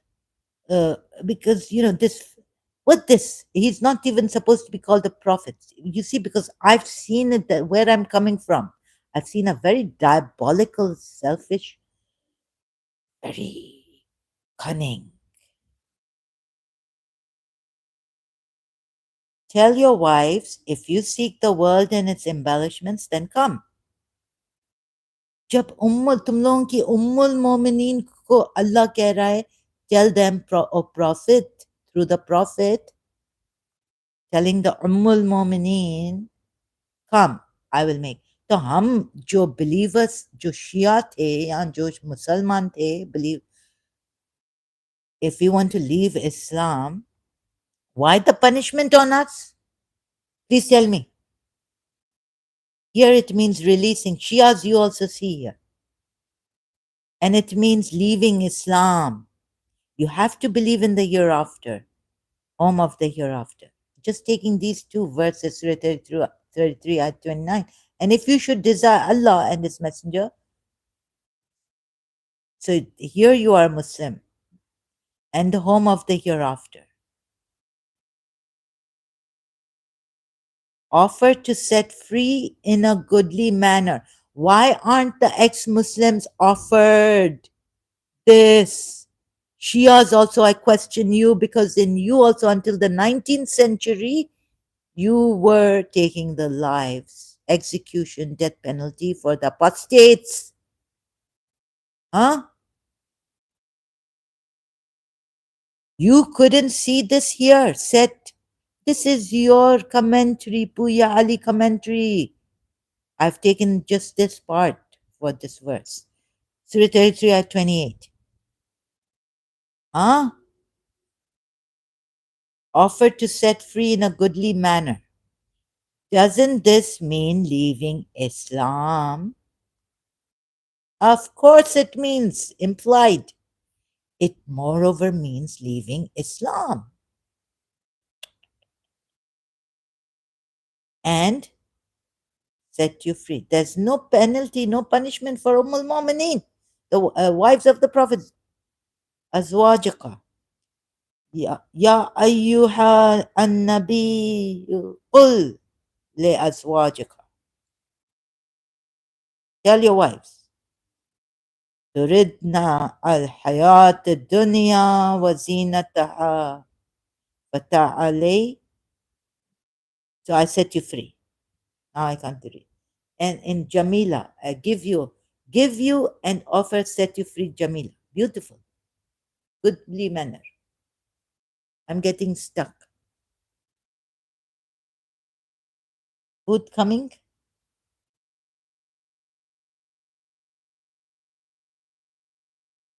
Sorry, I'm hungry.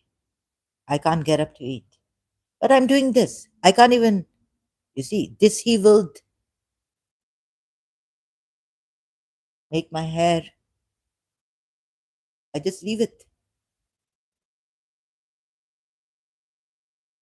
I couldn't get up to make tea. I had the part where before I slept, I made tea. I had two sips of that cold tea. Not even put it. What the two sips? You people, really, you Muslims, where do you come from? Really, you have no humanity in you, no integrity, no nothing. I could go on and on against you.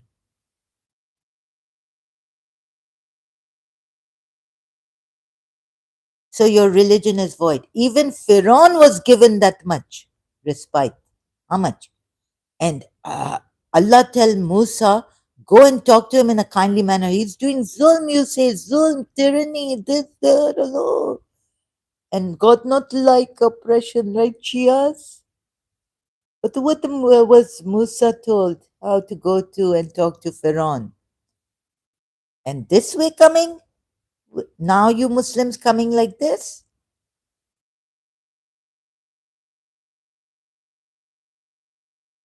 What kind of Muslims are you now?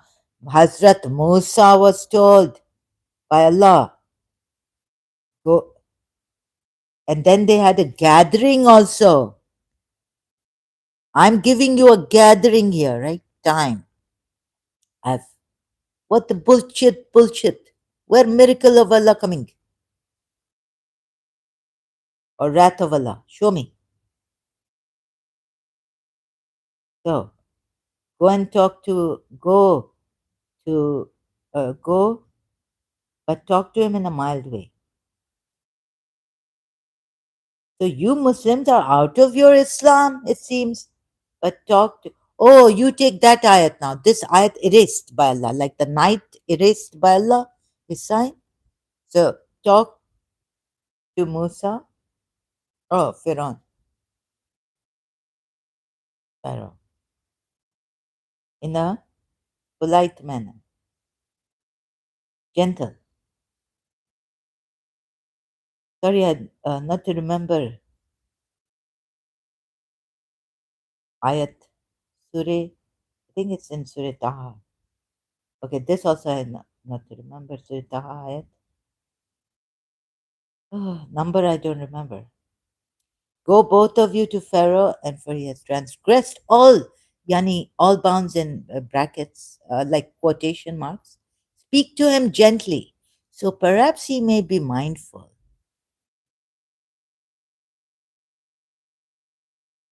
So, how many times you come here, Tommy? Changing your name and all this? So you're not even, we don't know who we're talking to. It's not fair. Not fair. Did Allah tell Musa, change your name and go? Since you are a Muslim, now you come as a Christian with a Western name. Ali Shah, ex-Muslim ka, I could say, I could suspect you to be who? And you made me think you want to be a Muslim, and yet, okay, so you are not a Christian, and you call me again Christian, lying against me. See how shamelessly they reach conclusions, lying. He knows very well. He should know. Ignorance of law. I have so many live streams. Now he cannot claim that he just came here and this and that. He must be coming here having fun, teasing, tantalizing, saying bad things. Now he's come this way.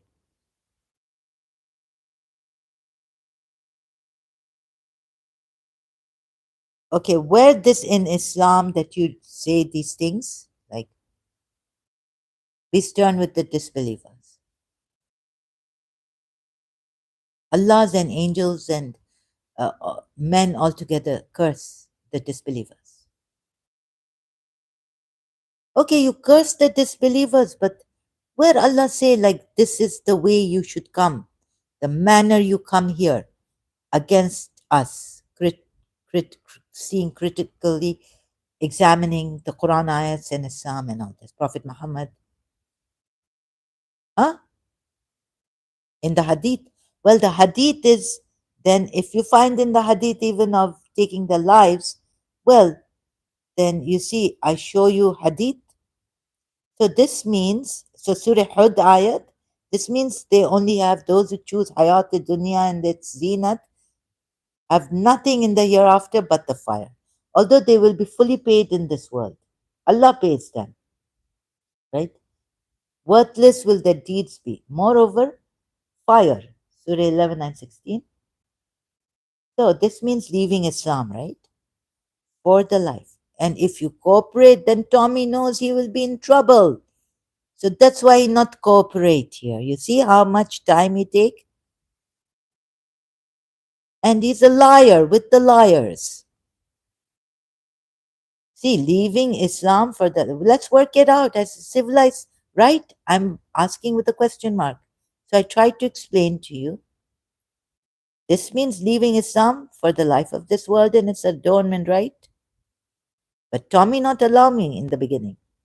And until like Bajero Peshwa, thanks to him, come. Even then, he tried to distract me. So whoever desires the life of this world and its adornment has left Islam, right? And there is no worldly punishment for them as seen in Surah 33 ayat 28 and Surah Hud ayat 16, taking it with 15 ayat, right? But in the end, they will be in the fire, Surah Hud ayat 16, and also lost and worthless will be their deeds. Did Allah say to harm them? Here. No. Did Allah tell you to harm? Did Allah tell Prophet Muhammad to harm his wives after they choose, desire, meaning leave Islam, desiring the life of this world and the zina? No.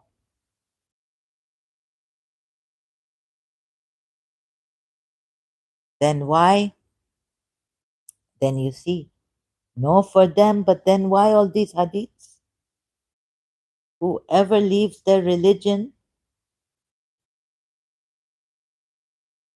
why all these hadiths? Whoever changes his religion, meaning leaves his religion, Hadith Sahih al Bukhari 9 on Surah 9, ayat 57. Oh, Catholic online. Now, Catholics will explain to me, which I'm much grateful then. Whoever changes his Islamic religion, Kill him. Hadith Sahih al Bukhari. Is it? So, this not number of hadith, or it's just Surah 9, ayat 57. This number of hadith. Okay, 9. It's like, it's put like, okay. What this? The Quran is contradictory on the fate of those who deny the truth of Islam. Definite. The Quran is, yes. No, yes, yes, yes. And even the hadith of Prophet Muhammad is. Hadiths or hadith in plural. Is it? You see how many hadiths? I just show you. One here, then. So isn't the hadith of Prophet Muhammad and the Quran is also contradictory? Yeah. How many Quran ayats are contradictory to this? Surah 33, ayat 28. Why did Muhammad say if anybody discards his, not why, but see how many? Sunan, so many hadiths. Ibn Abbas said, the Messenger of Allah said, whoever changes his religion, Kill him. Sunan and Nasai, 4061. And then what is this? 4060, 4062. Do you see how many? And on, please, how come the wives are left free, set free, and they have left Islam? Can't you see it? And you're going after. So those Muslims, you Muslims are you are the killers of humanity. You see how Allah has either you are you don't know but you think you believe, and this contradiction and contradiction. I don't know how to say this. But no Quran ayat says even against apostates to it's a yeah, Allah will punish them, right? In the hereafter they'll be punished. But nowhere does it say even against in the Quran that kill them, like Prophet Muhammad's hadith say, like he has said against apostates.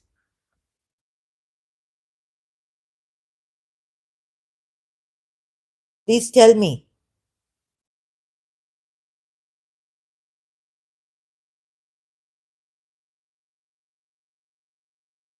on this point.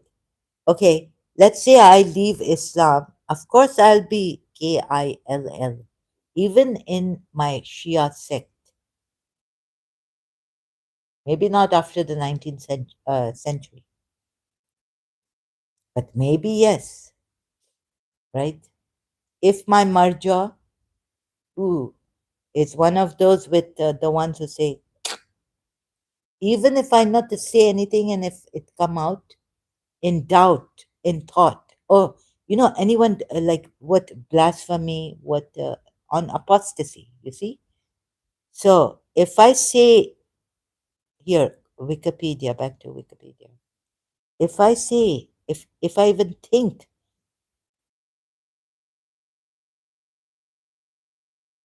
right, what is apostasy?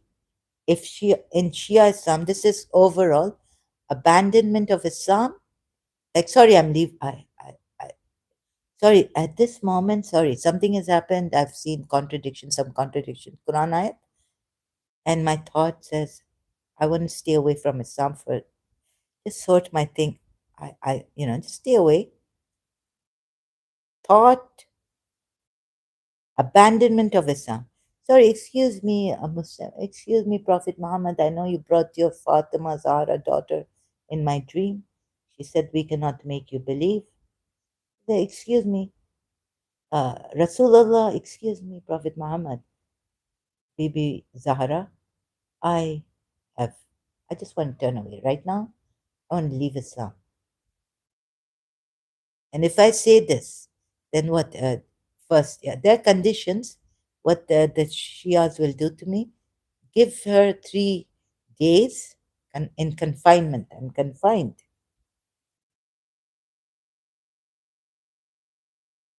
It's not like, excuse me, sorry. Okay, sure, sure. Believe what you want to believe, like my father told me when I was like having doubts. And he said, now okay, you believe. It's not, daddy, it's not believe what you want to believe. And you not to know your own religion, Shia Islam.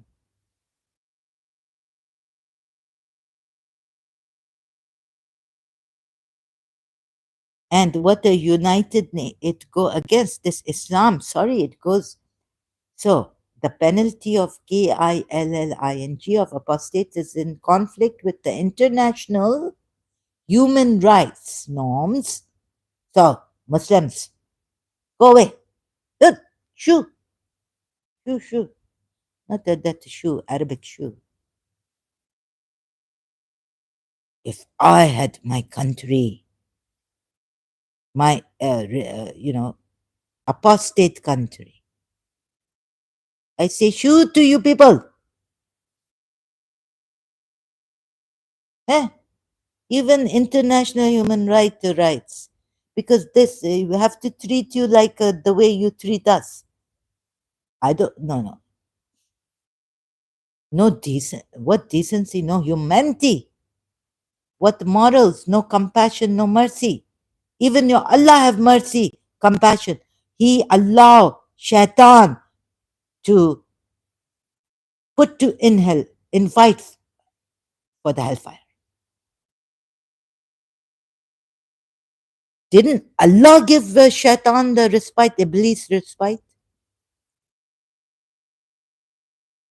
Who are you to stop us if you feel we are shaitan? Allah allow shaitan. Give him respite until the day of judgment. Huh? No, this is shaitan's follower. She's misleading people. This one Shaitan's, he's misleading people. This one is Shaitan's follower. Where Allah, despite to Shaitan until the day of judgment. Who are you to stop this Shaitan? Bring all your mu'mineen and see if you can stop this Shaitan from misleading others. Illa mukhlasin. Only mukhlasin. And how many mukhlasins are left? That your Imam Mahdi also not coming, Shias, until 40 mu'mineen he finds. When Mormons are killed in Pakistan, elsewhere, not coming. KILLI. Sorry. He's waiting for his 40 Mormonines to find. Where are they? Even Shia like this, you see. Now, Muslims, stop. Stop Shaitan. First and foremost, we didn't start the fire. We did not start misleading. If you think we are Shaitan, stop the main cause. Why are you going to the effects? All the time I tell you this. Your Allah, give Shaitan respite. What do you expect? Then tell me. Huh?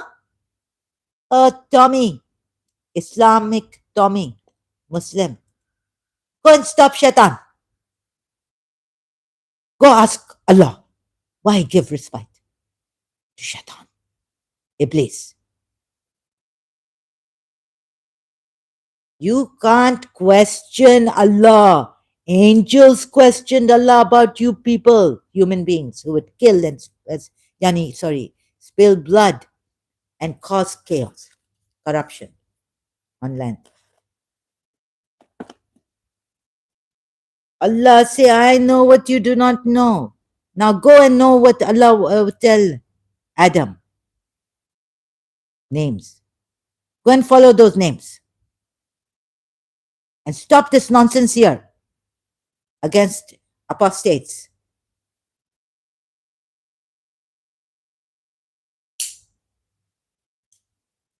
You see, go and tell Allah why you give respite to Shaitan, Iblis, to mislead others. Stupid nonsense. Sorry. Now, if what do you say?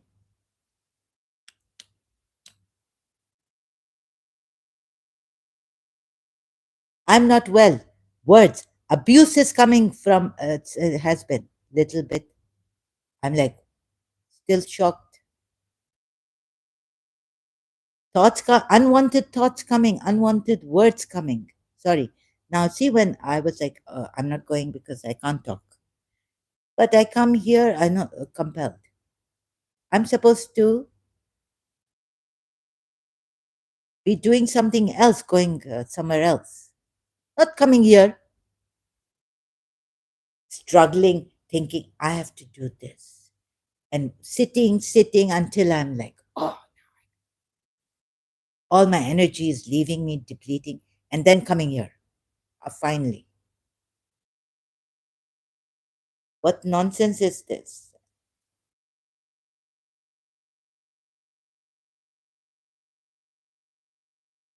Go and stop Shaitan.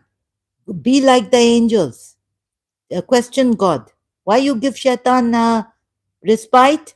And what are you doing defending Islam? Even first, go and defend Islam like Imam Hussein did. If you can be like Imam Hussein.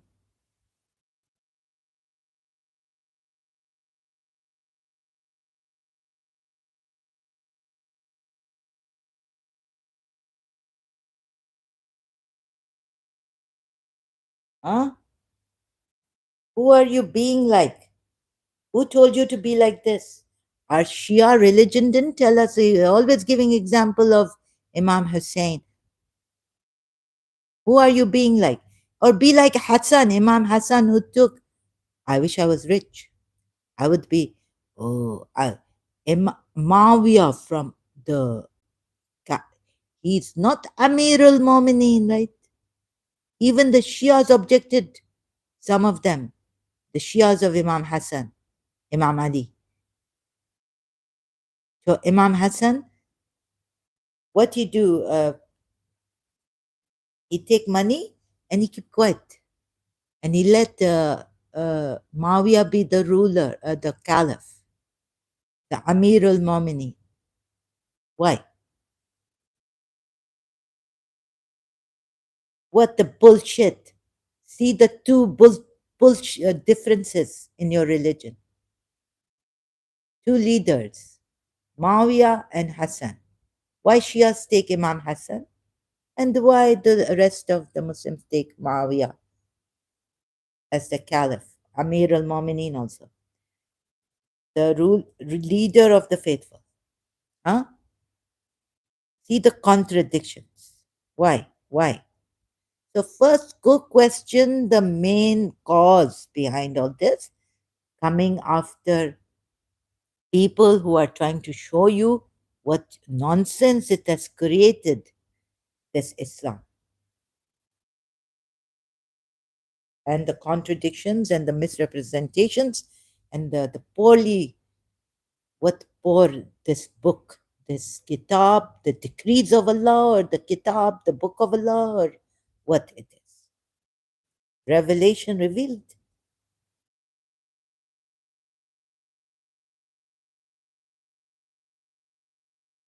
How sure are you about this religion that you call yourself believers? You're only fearful. You see, remove that fear and see what not how many mistakes, problems in this Islam, in the Quran ayats only.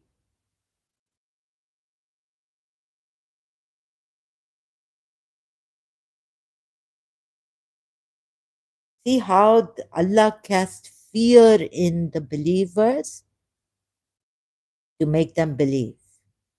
Even in Christians and Jews, before we obliterate faces and force them to pay jizya.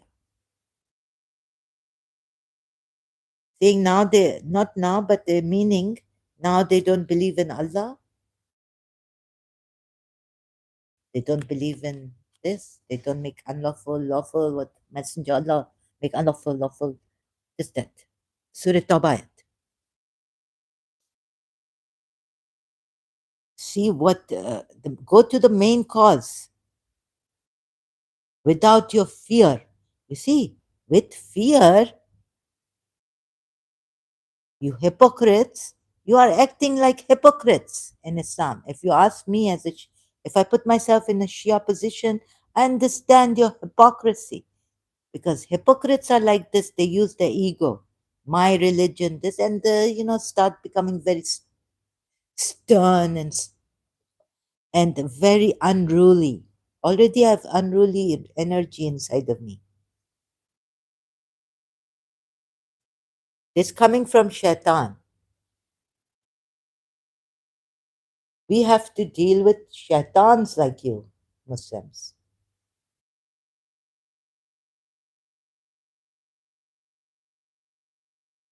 There in Christianity, love, love, this shaitan coming with the love.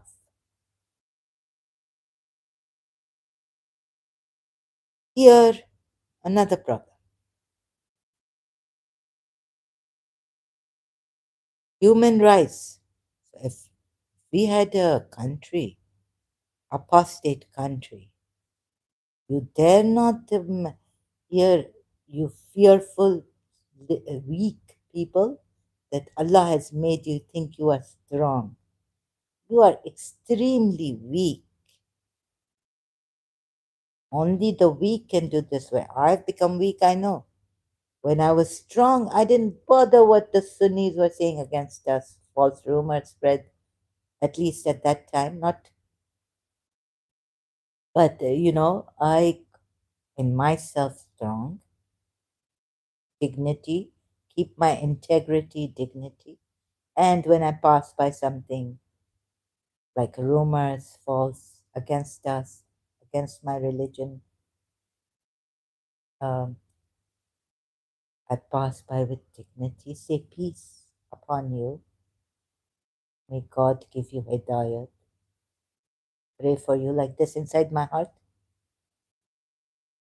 Should be like that. I never ever go and taunt a Sunni in my life, you know, as a Shia. I go with love, I go with gentleness.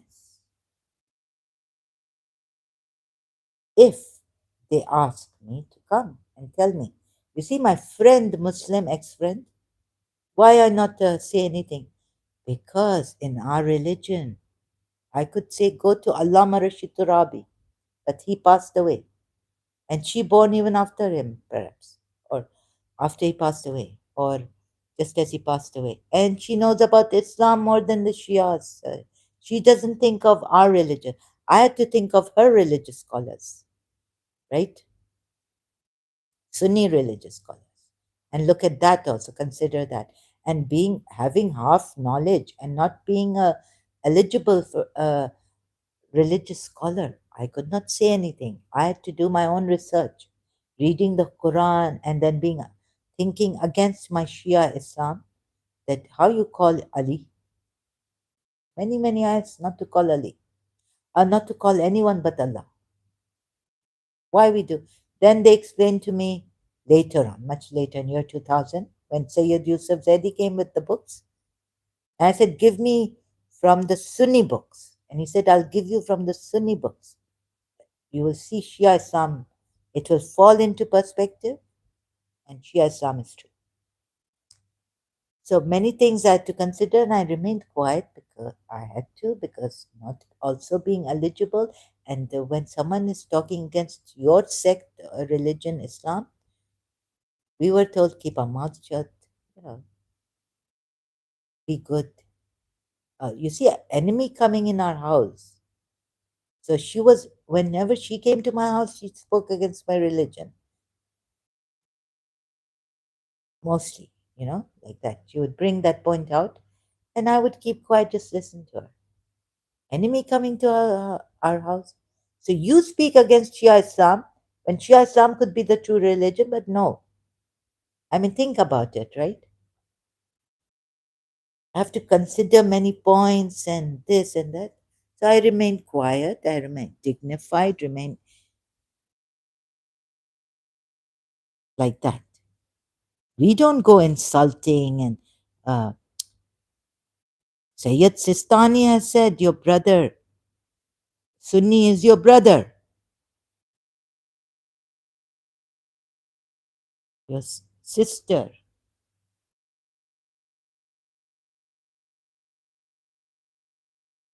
And this not our Shia way. Even Saklan Haider, the way he came, this is not the Shia way. Most Shias don't know about their religion, thinking they know. Even religious scholars. Even now Mahdi appears as a religious scholars, Shia religious scholars, not he cancels them.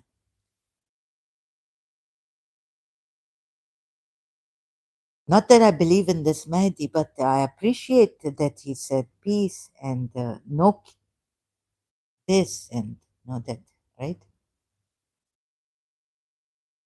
So now, until the late 19th century, so you see, you don't know takfir. Now you see, most punishment is extrajudicial vigilant, and most executions are perpetrated by jihadists and takfiri insurgents. How am I lying, Tommy? How am I lying? On what point am I lying? You are the liar. You see yourself, you hypocrite. Jesus Christ has said, now I bring Christianity. You don't see the log in your eyes. You say, oh, brother, please let me. Not even please, not in that manner. Look at your mannerisms. Brush up on your manners. Now go discipline yourself, you spoiled brat. You bully. Go time out you now. And if I had this, no room for people like you, Muslims like you here. Rowdy, liars, Your Islam is a lie. And I'm afraid that you liars, satanic liars, will not see it because you enjoy the lie. You enjoy confirming the lie, calling the truthful liars. You enjoy it. And I'm sure now that your Islam is, and I have been, not just because of you, loves lies in a very cunning way, tells lies. In the Quran, at the style I've seen of your Allah, and you enjoy it.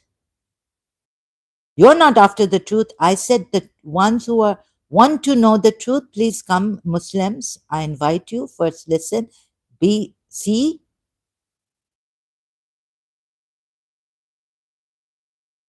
Okay, why did Allah give respite to Iblis? To mislead others. Why are you coming after me? Huh? Shouldn't you question Allah giving respite to Iblis for misleading others? Why are you going after the effect?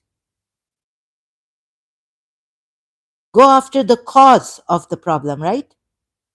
If you go to a doctor, if he looks at your symptoms and he gives you medicine for the effect, maybe your hand hurting, he says, okay, painkiller I give you. But your hand is hurting because something like the Chinese say, if this finger or quantum physics, quantum healing, or what's that, qigong. Oh, you know why your hand is hurting? You see, you're going after us. The hand is hurting.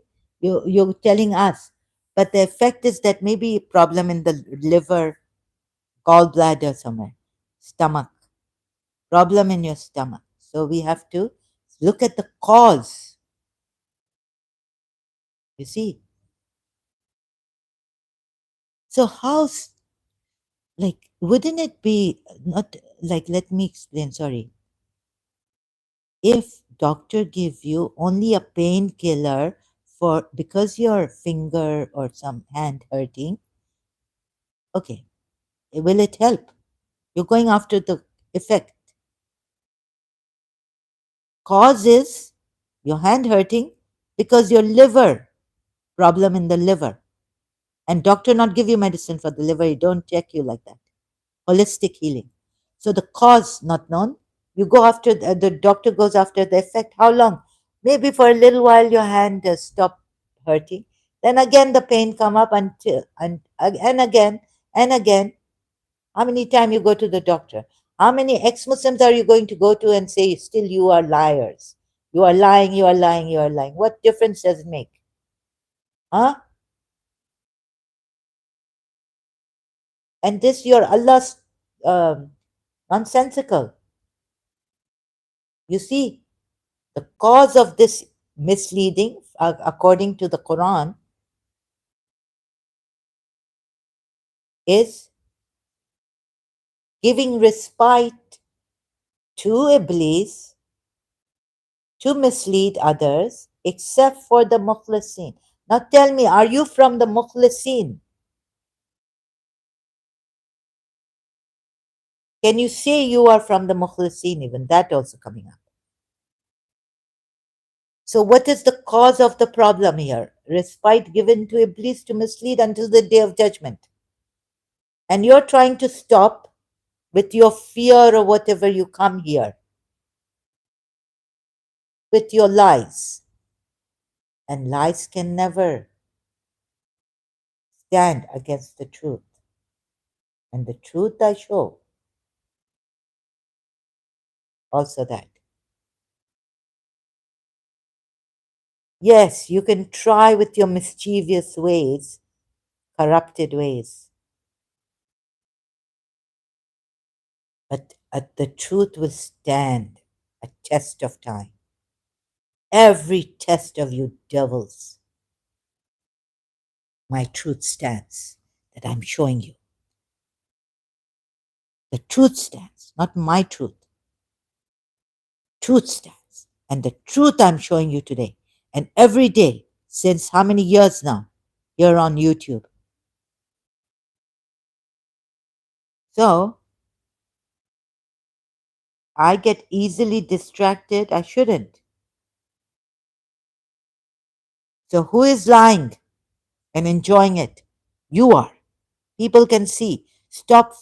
You can't. You can try to fool people, but now the people are seeing, and many, many, many, many Muslims are leaving, and you can't stop that. Leaving Islam. Even David Wood's recently I saw many Muslims are leaving Islam. Many. And the thing is, why would you harm or use this death penalty?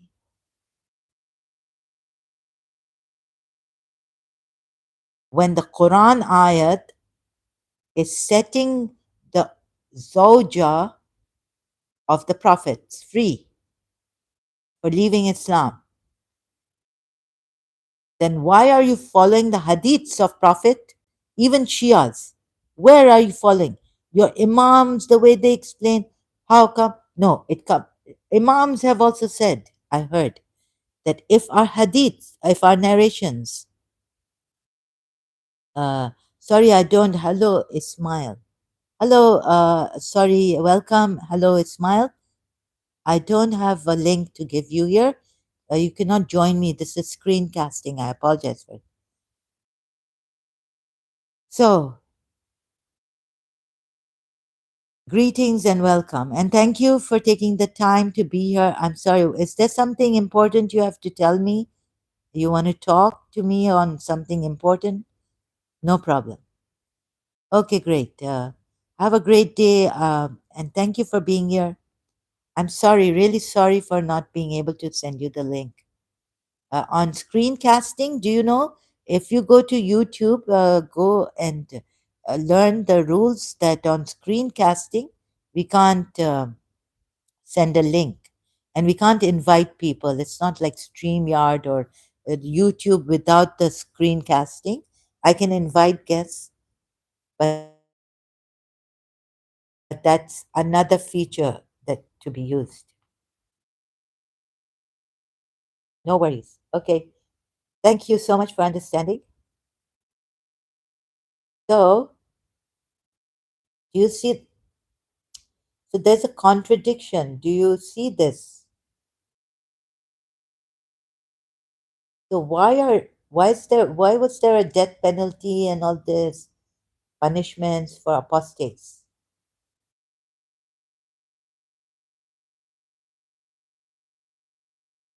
When there's contradiction.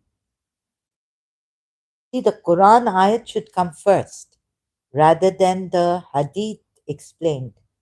If there is no Quran ayat on that, then we can, but it's implied here that these wives of the Prophet who choose, actually, who desire the world and its embellishment, they actually would leave Islam. This is implied here. Apostates. But, right? Through, so, like I explained, showed you, Surah 11, ayat 15. Whoever desires the life of this world and its adornments, we fully repay them for their deeds therein. But Allah has not specified how He would fully repay them here in this ayat for their deeds therein, and they therein will not be deprived. Right? So, continuing with this ayat is the same in the same surah ayat 16. Those, yani these, those are the ones for whom there is no, not in the hereafter, but the fire. So for the wives of the Prophet, going back to 33 ayat, Surah 33 ayat 28, is the fire. Because they chose Hayat dunya with its adornments in the hereafter. And lost is what they did therein in the world. And worthless is what they used to do.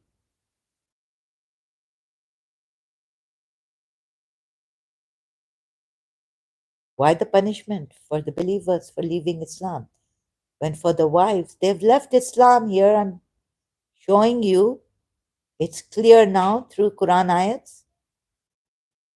Then why set them free?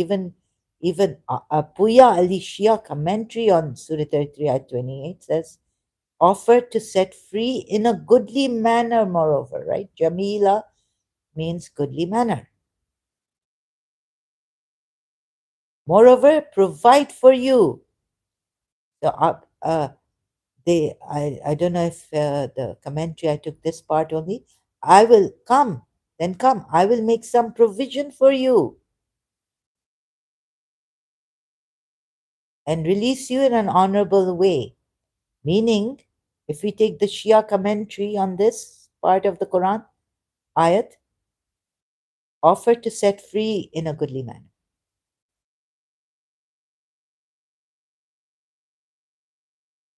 So, and those who have desire Allah and His Messenger, meaning are Muslim believers and the home of the hereafter,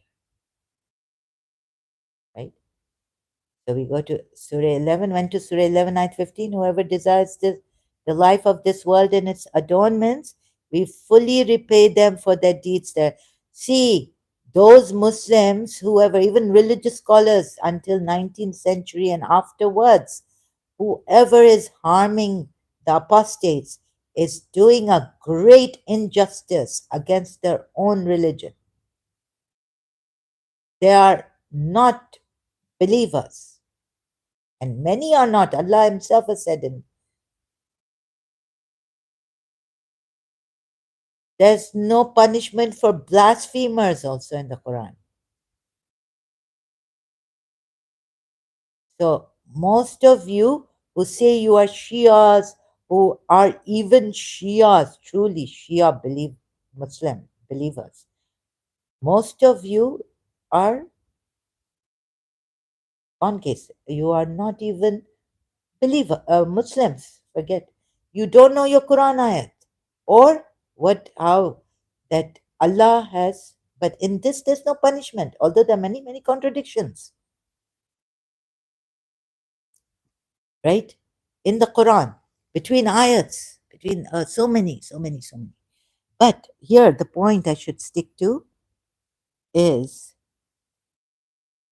calling yourself believers and being truly in your heart, you believe that you are a true believer. Maybe, although God, you can't say it, right? Even then, you can't say you are a true believer.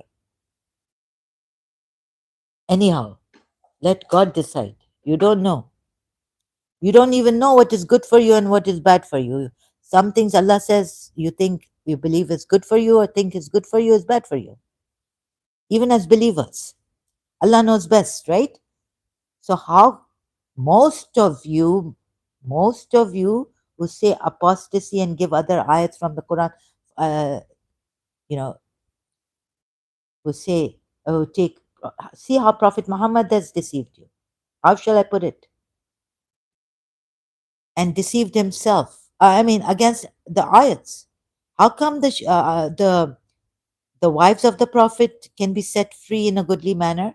Leaving Islam, holding on to Hayat Dunya and its embellishment. This is the reason why they're leaving Islam.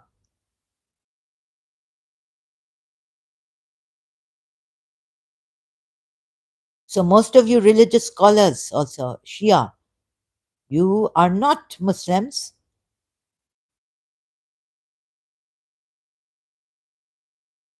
How come take some of the Quran ayats when you say and we see the Sunnis doing this, right? You also haven't understood your Quran. Please see this. So we need international help. These are not Muslims. Most of them are not even Muslims. They've gone against this Quran ayat because the Prophet has gone against this Quran ayat on apostasy.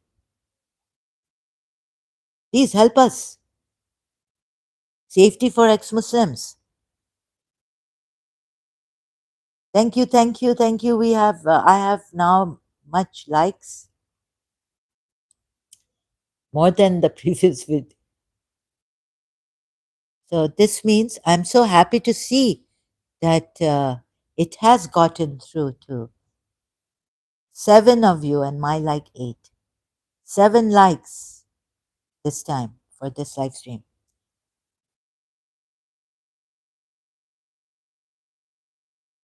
So please, we need a rule. We need protection for, we need a law coming out against these so called believers, even religious scholars, the best, the highest, the eminent, those who say, arm them, give them a hard time, take away their means of this, and if they are in an Islamic country, don't give them help, deprive them of services, this, that, facilities, comforts. Don't help them at all, not even financially, if they cannot help themselves. And your country gives to those who cannot help themselves, can't work. Don't. Even that, sorry, you're wrong. Surah 33, Ayat 20. Ya ayyuha nabiyul kul li azwajika. O Prophet, tell your wives, if you desire, not seek, desire the world and its embellishments, then come, and I will make some provision for you. Moreover, and you're cutting out the provisions of the apostates, Islamic world, Muslims, families, relatives.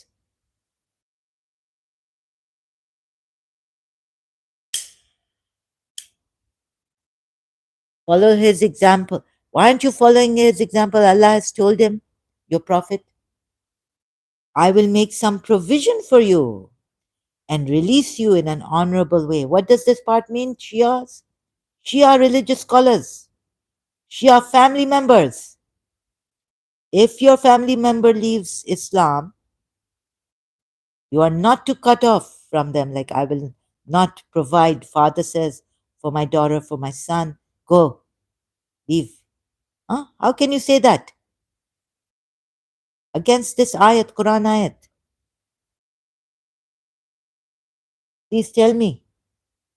See, what does Puya Ali commentary say on this Surah 33, ayat 28, this part? Release you in an honorable way, moreover. Offer to set free in a goodly manner. Now, Shias, you know, envious, avaricious wives preferring. Forget that. Allah, whom the Holy Prophet, Allah has commanded the Holy Prophet in this verse to set his wives free in a goodly manner. And what does it mean, choosing hayat dunya? It doesn't mean this, right? These wives, Surah 33, ayat 29. But if you should desire Allah and His Messenger and the home of the hereafter, doesn't mean this. What does it mean? It means they've left Islam. They are apostates. Surah 11, ayat 15, moreover, will tell you, whoever desires the life of this world and its adornments, we fully repay them for their deeds therein, and therein will not be deprived. Allah, I don't know, I haven't seen the footnote on this. Allah says we fully repay them for their deeds. But look at here. For the wives of the Prophet who are leaving Islam, set you free. Right? Shias offer to set free in a goodly manner.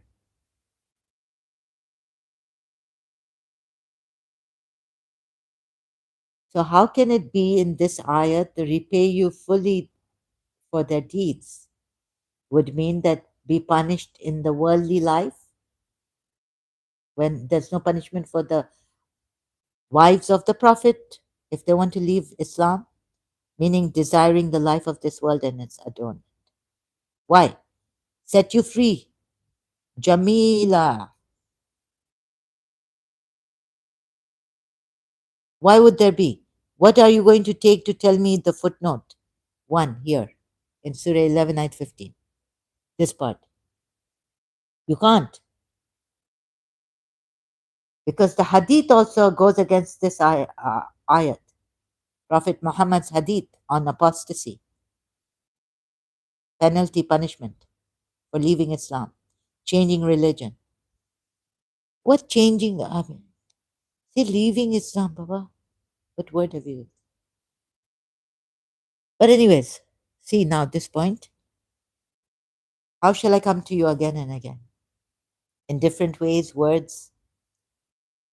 Now, how can there be any punishment here, worldly punishment, even if you have this one? I don't know what does Allah mean by we fully repay them for their deeds therein. Oh, in the world hereafter, because this ayat continues. So if your religious scholars haven't got it, sorry, I'm not going to waste my time now.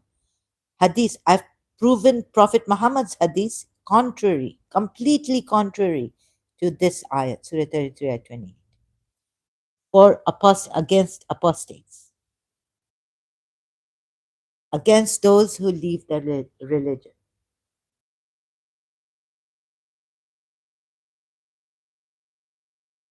against those who even have doubts about their religion.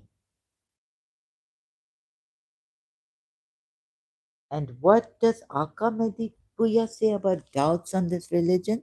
Where was that ayat? That it is the greatest evil to have doubts on religion. That's why the believers' evil will be wiped out, but the disbelievers' good deeds also will not be taken into account, lost. Because the disbelievers or on Islam, just doubts on Islam is the greatest evil. So this is how it's explained backing that verse in Surah Fat ayat 2 or where. And now the wives of the Prophet here, not now, here, what? Set free in a goodly manner. And please see why I used 11, also Surah 11 ayat 15 and Surah 11 ayat 16 to tell you that they have left Islam. The wives become apostates if they desire the life of this world and its adornment. And they will be in the fire. And lost is what they did therein, and worthless is what they used to do, but they will be in the fire. Very clear, right? They've left. Whoever desires the life of this world and its adornments, they will have not in the year after anything but the fire, meaning the hellfire, meaning they're disbelievers, meaning they've left, meaning they are not believers, right? Disbelievers will go in the hellfire. Implied, right? Just choosing hayat dunya and its adornments.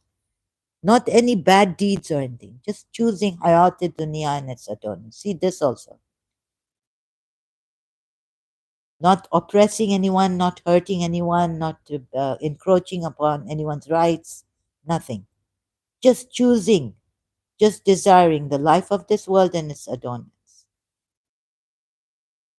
Those are the ones for whom there is not in the year after but the fire.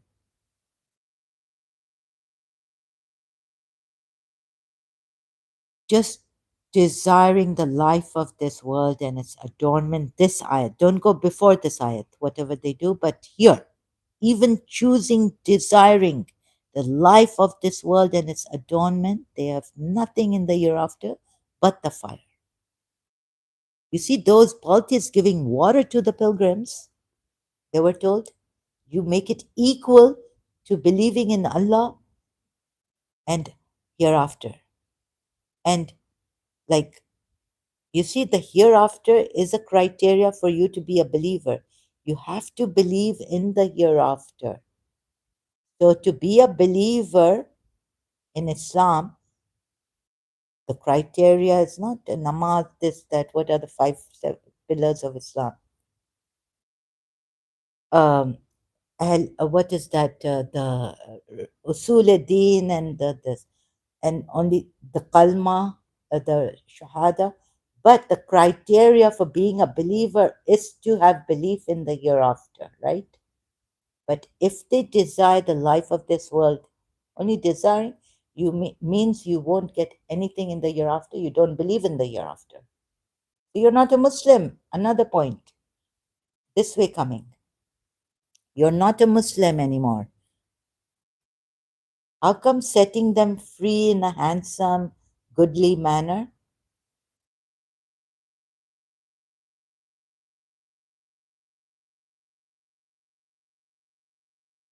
You see, this Tommy is not worth giving any attention to because I from the very beginning I saw that I don't know where he's coming from, whether he has a brain or he doesn't have a brain. Sorry, I don't know.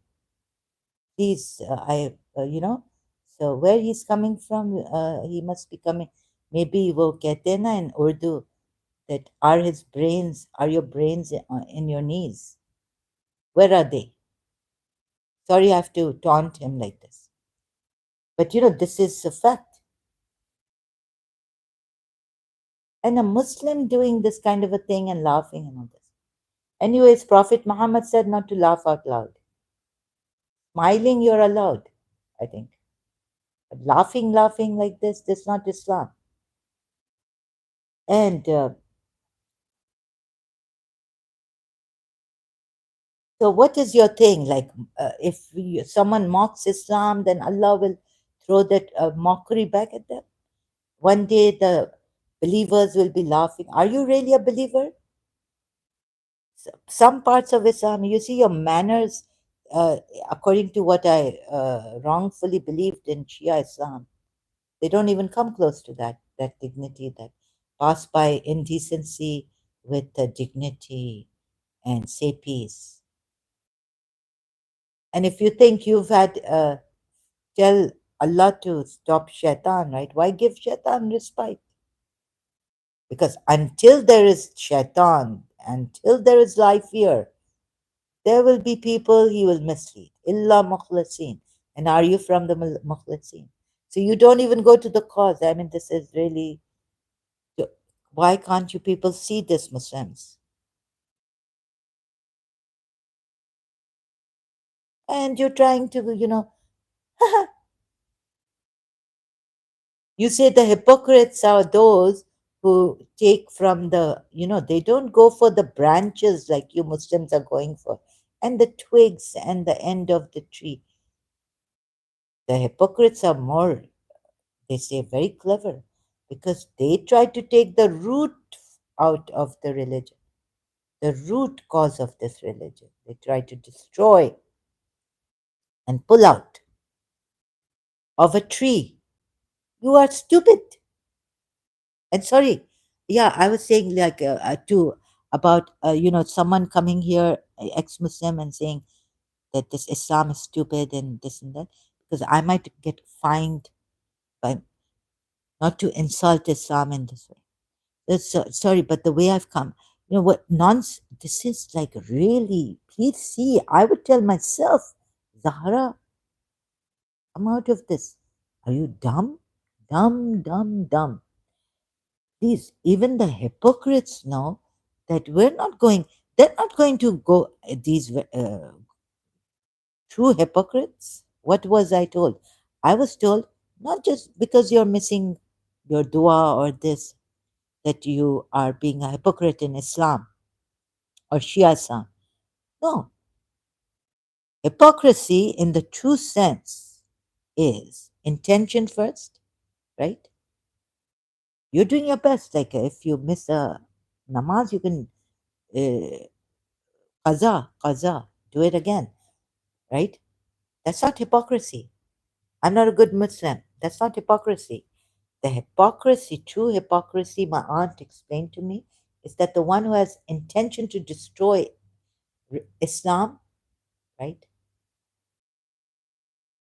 And you see, a true hypocrite will never go to the leaves and the trees and the branches. What? Just bring out the root of Islam. Destroy the root. So you see how stupid these Muslims are.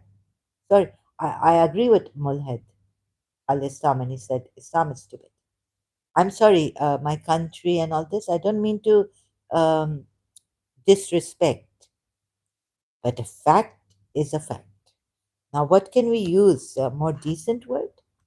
But you see how indecent. Anyways, we're not supposed to follow the indecency of the Muslims. How they come here indecently, and you see, when they insult us, when they call us fools and stupid, Muslims all quiet, nothing that, oh, but against Islam, which we come to in conclusion, right? Say stupid. You being How stupid are they?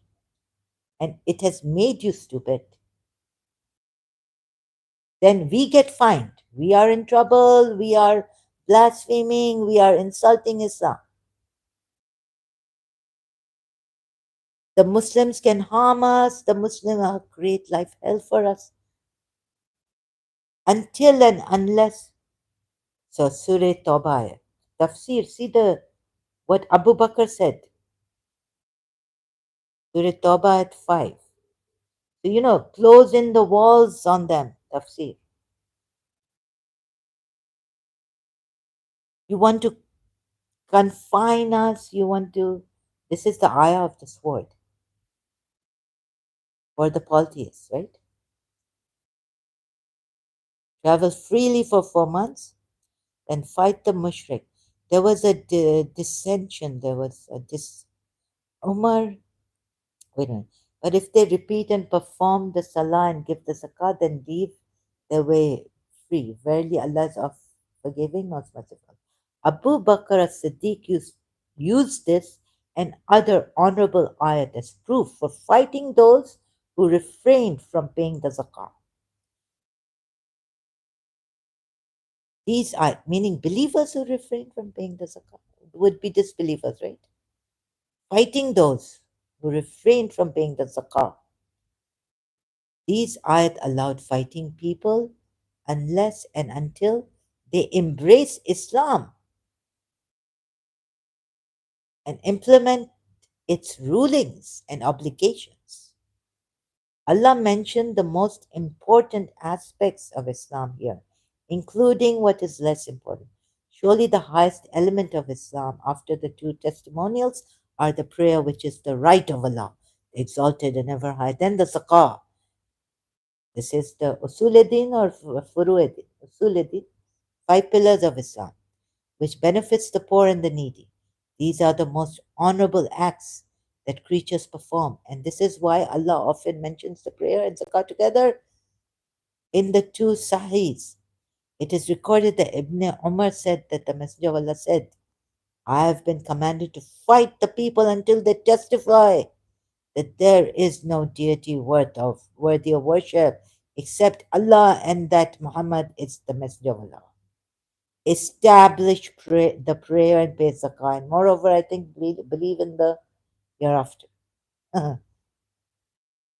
This honorable ayah was called the ayah of the sword, about which Ad-Dahaq bin Muzahim said, it abrogated every agreement of peace between the Prophet and any idolater, every treaty and every term. Meaning now, even if the idolaters have not broken a treaty with you, have been peaceful with you, have not tried any to harm you, fight them. What do the Shia tafsir say on this? I don't want to go there. But there's a difference in Islam on this matter, in the different sects. On this ayat, no idolater had any more treaty or promise of safety ever since Surah Barra was revealed. The 4 months and all this, right?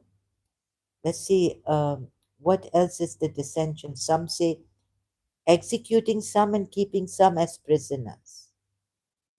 And fight not with them at Al Masjid Al Haram unless they fight. Mushrik, wherever you find them. Wherever you find them.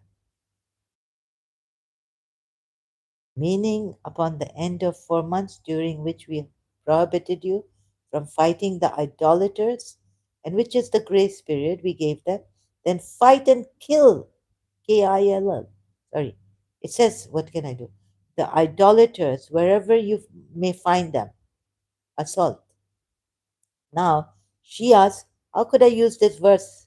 I found it in the Quran. I can't use a hadith of Prophet Muhammad to tell the Sunnis not to do this extremists against you. In Pakistan, they find you what? Polytheists, mushriks, Sunni.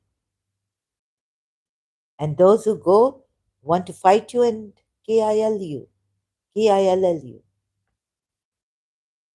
wherever, assault even. So please don't assault our, Imam Bargas, because there's no such words as this. This Surah Tawbah at 5. You see, we read how can the believers assault when Allah poor? We don't Allah poor. In the Imam Bargas, wherever we find them. See, Shias, you see, what is the true meaning of this ayat? So I've taken the Sunni tafsir. This is the true meaning of this ayat. So where was I? Back to that. But not you have done, right? Now, but the wives are told, the polytheists are told, come, you have to. No, but, and also this ayat you forgot. If they, tell you not to fight them, then take them to where secure place, peacefully. But Surah 9 ayat 5 is clear, more clear than that ayat. That's because until you make them Muslims forcefully, or else. But you see how the wives are told, goodly manner, another contradiction.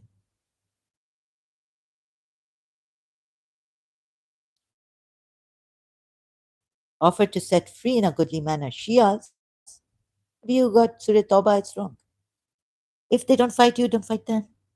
And if they hear the word of Allah, then securely let them go in the place, to the place. What? How you take Surah Tawbah?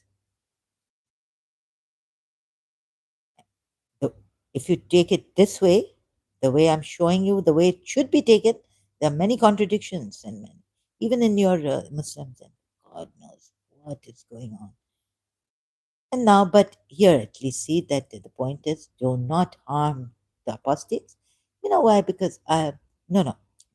You know why this ayat came down for the Aisha and all those. Anyways, Surah Tahrim ayat also. Wives, Allah and the Jibrail, moreover, angels, righteous among the believers, and moreover. No, so much, so many contradictions. Wali, uh, Prophet Muhammad with Allah is your wali. Surah Maida 50. So many contradictions. Why does he need Allah now?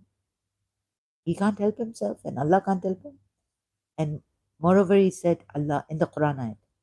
He's been told to say, Allah is sufficient for you. Against the hypocrites, disbelievers, this and that, right?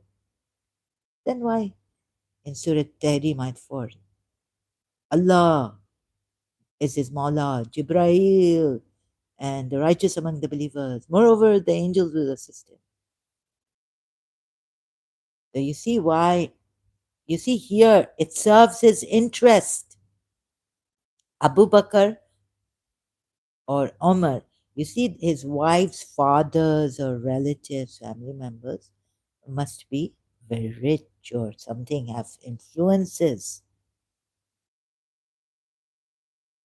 Right? Sometimes even in Shia Islam, we were told that he even married for political to bridge.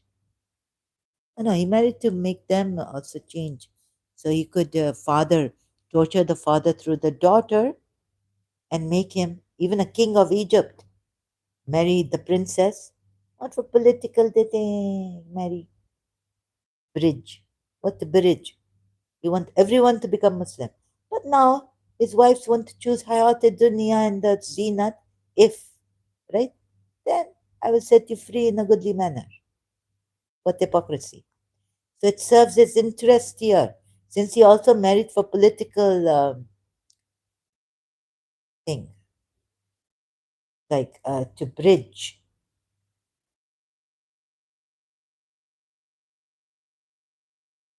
I think to change the rulers to become Muslims, bring them to embrace Islam. So he could torture their daughters and do it this way, and then say, if you seek the world, and then say in Surah Tahrim, Allah, they're annoying me and I'm going pleasing them and prohibiting what Allah is. Allah, and one went and put a secret, gave her a secret, and she disclosed it.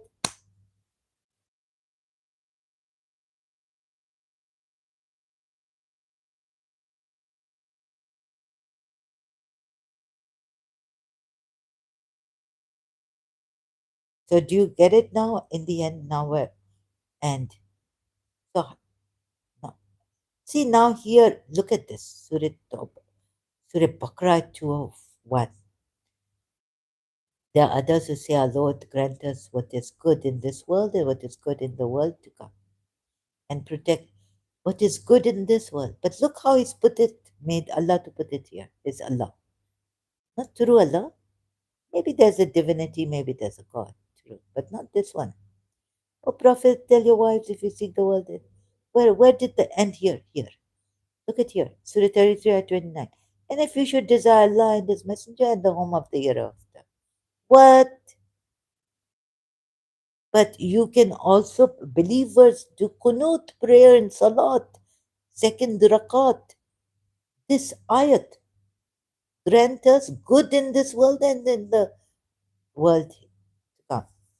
So, ربنا آتنا في الدنيا حسنة وفي الآخرة حسنة وقنا عذاب النار. Every time in the second rakah, 5 salah obligatory prayers, 5 times a day in qunut, standing up, put your hands up and pray this. And why he say for these wives, only desiring the hereafter? What about the good of this life that the Surah Baqarah gives? And every believer prays, right? Not only the Shias in their namaz, standing, second rakat, right? Not first, not things, yes, the second rakat. I forgot it. Yeah, only second rakat, standing. Kunut, it's called kunut prayer, right? Kunut. And even I see Sunnis, at least they do this, they pray this for something, some occasion. If not in the namaz, I don't know about the Sunni, second rakat. It is obligate for us to pray this. Like we can, but we do. Obligatory or not, I don't know.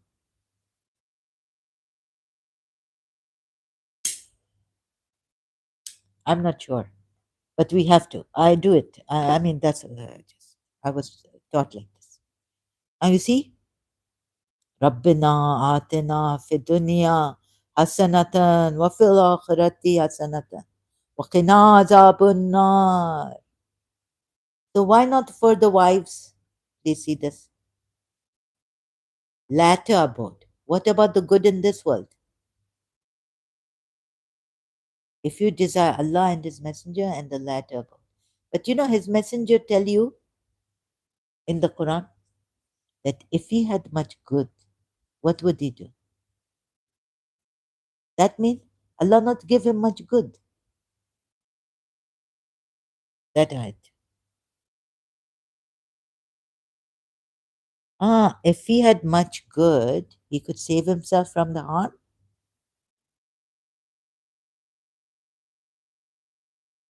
That ayat you remember? If you were not here, I have to search for it now. I can't. What's this? Where am I going? There's full, something full. I have to empty it. Oh my God. It's tension. This religion has shredded me into pieces. I mean, into shreds, not pieces.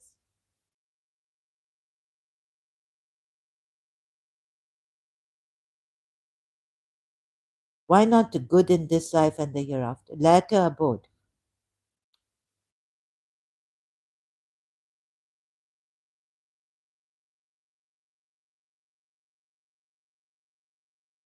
So, you see now? Work. You work it out. We work together. Please cooperate, like I said, so you may see this and save lives. Don't do it. Your religion, your prophet, not to know Quran ayats properly, maybe. He not understand. We make him understand. We show him.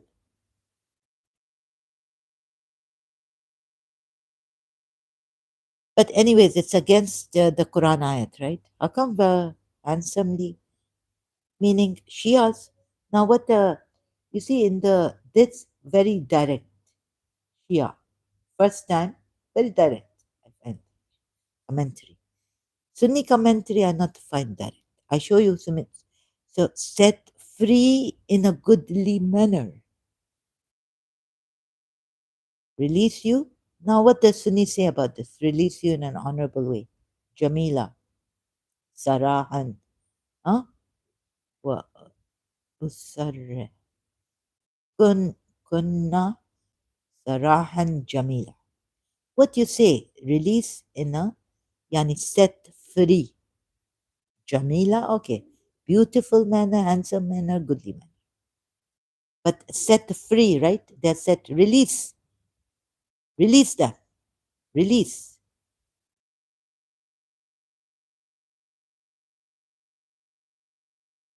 So partially you have gone against the Quran ayat following the hadiths of Prophet Muhammad. Even Shias and their Imams afterwards, after Prophet Muhammad explaining the Quran ayats. And you got like take what do you call it? Death penalty for apostates. Why not death penalty here for the wives who leave Islam? Now I worked out. It means that the wives have left Islam and they are set free. Moreover, I will make some provision for you. Now, which Islamic country say, Zahra, you leave Islam, I set you free. You want dunya? This. You believe in what you want to believe. Or whatever you don't want to believe, don't believe. Which Islamic country tell me, I will make some provision for you? Meaning, I will give you, sir, you can't work, okay, I will. They take away from the apostates. They take their things. They make it, they make the walls close in on them. You, oh, so on this, where I don't find the tafsir here, where was I? Right? I should have gone to that Al Islam, where is it? No, I can't find that website where you see the tafsir, like close in the earth, close the walls of the earth on them until they fight them until they believe. If they don't, gone. So they make, they restrict, they don't even restrict the provision for me. They keep the, they steal, sorry, they snatch, they confiscate my provision, everything. Apostate in Muslim country. Ah, how you go against this ayat? Big azab and azim should come on you for doing that with the apostates. Why? Because my father not Abu Bakr, because my father not Umar, because my father not ruler Abu Sufyan.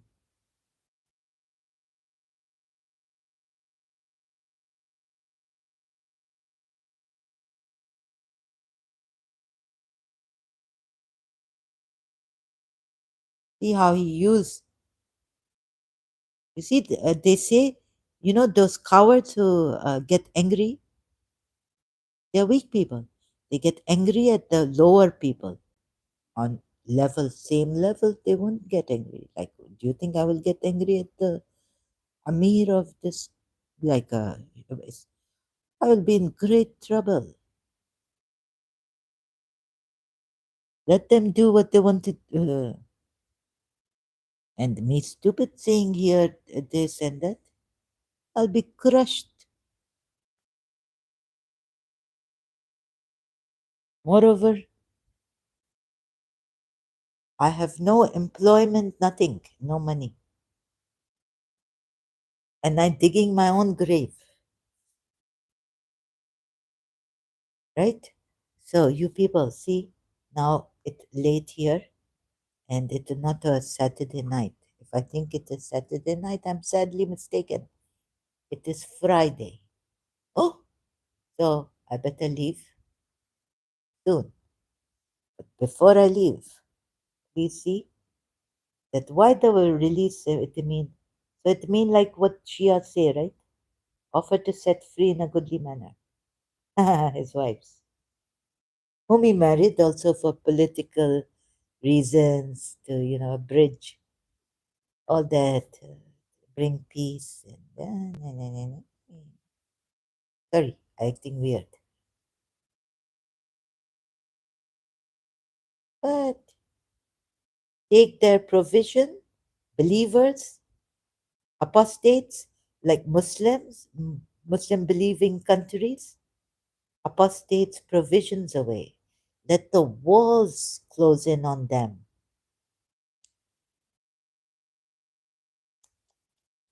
Now, that's very, very bad.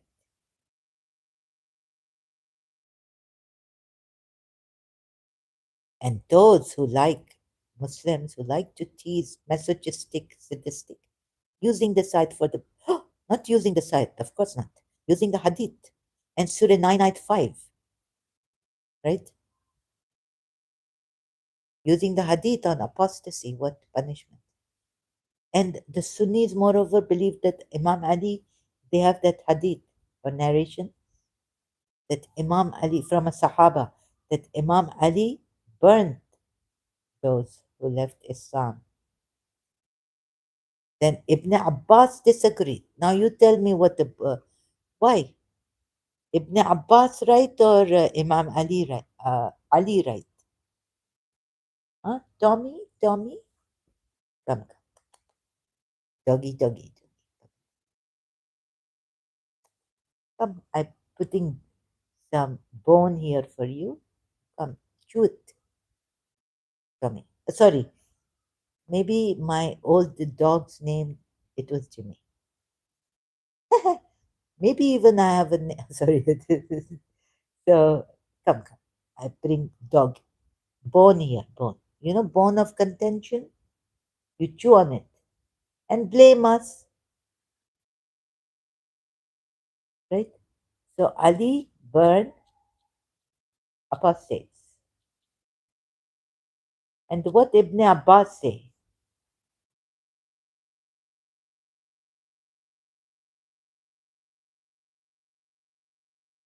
And this not for Shias. Al-Murtad and Al-Murtada. So yeah, here I'm right in a way that Ali Al-Murtada, uh, not not the approved, but the killer of the apostate, burned. So narrated Ikrimah. Some Zanadiqa, atheists. I, I'm also told that these are not only atheists, but these are those who left Islam. See, Ali burned atheists, were brought to Ali and he burned them. The news of this event reached Ibn Abbas, who said, if I had been in his place, I would not have burned them, as Allah's messenger forbade it. So now who's right, Tommy? Ali burned. Ali is wrong, right? But he did it. Allah against Allah's. So he allowed himself. And if you allow yourself what Allah's messenger has forbidden you, what did it make you? Disbeliever. Quran ayats, work it out. I've worked it out. Saying, do not punish anybody with Allah's punishment. Fire.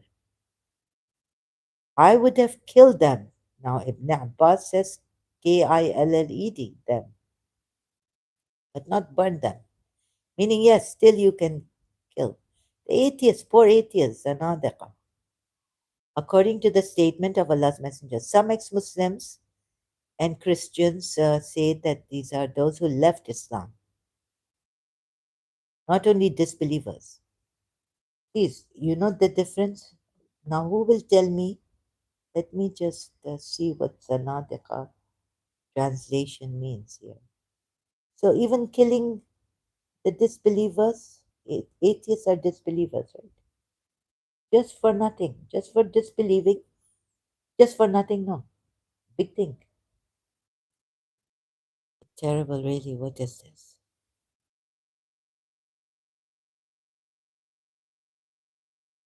Abu al-Nu'man Muhammad ibn, okay, these are the narrated to us. Hamad ibn Zayd narrated to us on the authority of Ayub, on the authority of Ikrama, who said some heretics were brought to Ali. So he burned them. This reached Ibn Abbas. So he said, if it had been so many, you see now Sahabas, it's like Chinese whispers. Now, which one would you believe in? Ibn Abbas, who said the messenger forbade, prohibited. So, what the messenger prohibits? So, it makes Ali, and the Sunnis have made Ali the fourth caliph. Actually, Ali is a disbeliever, right? Surah Tawbah against Ahl Kitab, they don't even forbid what Allah has forbidden and His Messenger has forbidden. What Allah and His Messenger forbid. Look at this. Look at their, like, where their mind is. Moreover, not Shias would not take this, that Ali could do anything that Messenger of Allah forbade. Because Quran ayat, it makes Ali, moreover, they're so cool about it. Like, Ibn Abbas, when Prophet Muhammad's teeth were shaheed, they say. Like, we can't even say that they were broken. Unke pak, like, we have to say it in such a respectful manner. And then who was he? Always Qarni or who? Who was away? He heard it, he broke his teeth. So now all you Muslims who have done, you know, like you should really, Ibn Abbas should have burnt it, killed himself instead of, Ali should have, sorry, not all, Ali should have killed himself, right?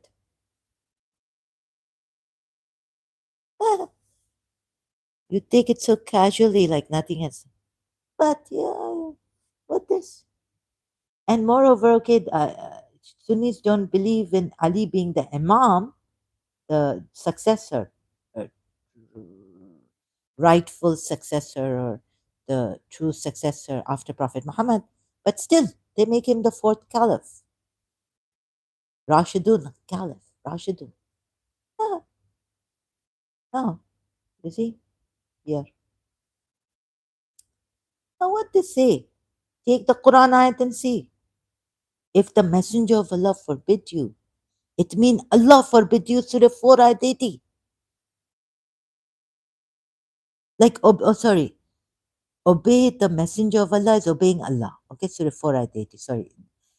If the Messenger forbid you, it means Allah forbid you, right? Surah. So, what are you supposed to do? Take jizya from Ali, right? He, he's not a, look, I can't find another ayat. I'm tired and I can't talk properly. It's a 20, where's it? Jizya.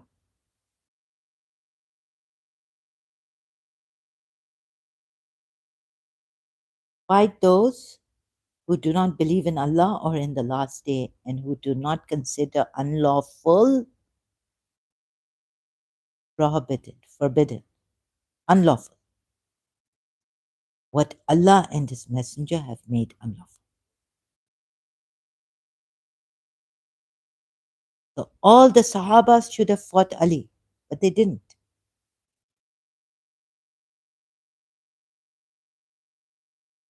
And who do not adopt the religion of truth from those were given.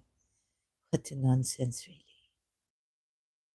Moreover, Ali has burnt. I mean, for the Sunnis, we see this, those who take this hadith. Oh, you get it. Shias may not take it. They don't have. Of course, it goes against this ayat, right? Unlawful, what Allah? Unlawful. Forbid. And you see, I English translation, but I could not transliterate, could not Roman this hadith. So I don't know what the word here to. I'll have to look at it where the word is. So you see, it means forbade, right? Prohibited in Arabic. Yeah. So what did it make Ali?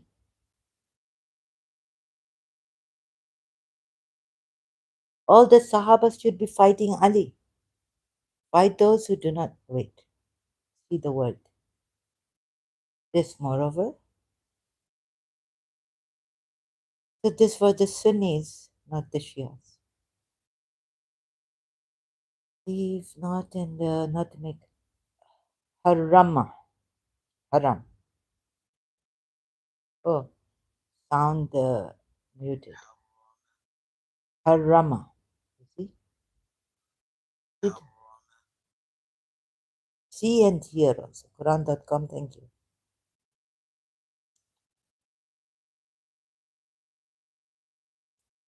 The sorry Shias. I think that's right. That's what, not only on Fadak, but you know why Umar bin Khattab come to fight Ali or burn the house of Fatima? Oh, because Saqifa, because he not give birth to Abu Bakr. He refused. Ali refused or something, right? But you see, then because their hadith, maybe Umar, it coming from Ikrama, but Ali doing what the messenger, Allah's messenger forbade.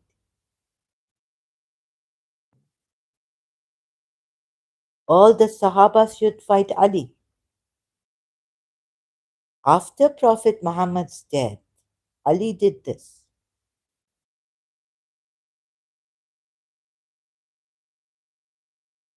Hadith 6922, Sahih al-Bukhari.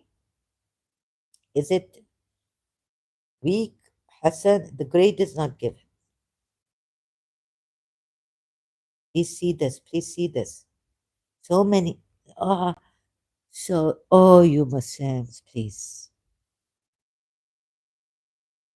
So you see, it's like a Muslim like Tommy, he want, he doesn't, lives are at stake.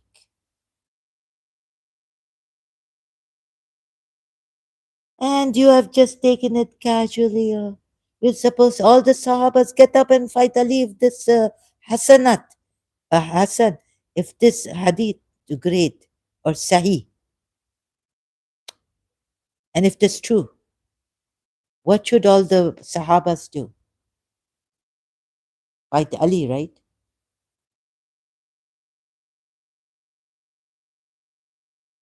My goodness. So this left no fighting with Ali, but oh, Surah Tawbah at 29. Whatever this means, someone coming telling me dawah, but that perfect, fight those, I can't remember. Fight those. No, this, this is not Ahle Kitab Jews and Christians, it's the Romans who didn't believe in Allah. That's why Allah says it's not for Ahle Kitab, Jews and Christians, who are who were given the scripture. Here it's please. And mostly Allah say Ahle Kitab, meaning Jews and Christians. We work, Shia Muslims have worked this out, but one Muslim coming from perfect dawah telling someone, oh, ex-Muslim, Ahmad, or others, that this, no, debating that this not to mean Jews and Christians. but it means the who were given the scripture. Now, if they were given the scripture, they have to believe in Allah, right? What stupid nonsense that they don't believe in Allah and the last day. So here, akhirat, you have to believe in akhirat also. So going back to that Surah 33 ayat 28 and Surah Hud ayat 15 and 16. So what is the criteria? You have to believe in also the akhirah. Be a believer, to be a Muslim, here it comes, ayat. So they are not Muslims, the wives of the Prophet, were set free, told to be set free in a handsome manner. And moreover, he will provide for them. So you are against the Quran ayat on this, following the hadiths of prophets and all that. And Shias also, who say this, stopping the provision of the apostates uh, and death penalty, or harming them and make fun of them and do whatever you can, use whatever tactics you can to cancel them, to lie against them, to save your religion. But Tommy, until there is Iblis, yeah, your religion will be alive, but you cannot save those whom Iblis misleads. That you don't care. You only care for saving your religion, so lying against us, canceling us. But see how the human beings whom Allah has allowed Iblis to mislead, you don't care about that. The way you come here, I can see. Moreover, that lying, cheating, deceiving, using the way of your prophet to establish a false religion. And then you want to protect this false religion because you love spilling blood. You love harassing people. You hate humanity. You hate peace. Although what is Salamun qawlan min Rabbi Rahim is only for the believers. Only those who take their women as fields and go into them as they wish. Then your works, shaitan works of satanic. You want to do, this is, you have bagged on this opportunity. You love mischief and corruption in the name of Allah and Prophet Muhammad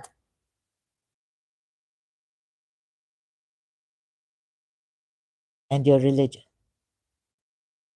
If you really cared for those human beings, the cause that Allah gave respite, and with Allah's attribute, Izzati, I will mislead all.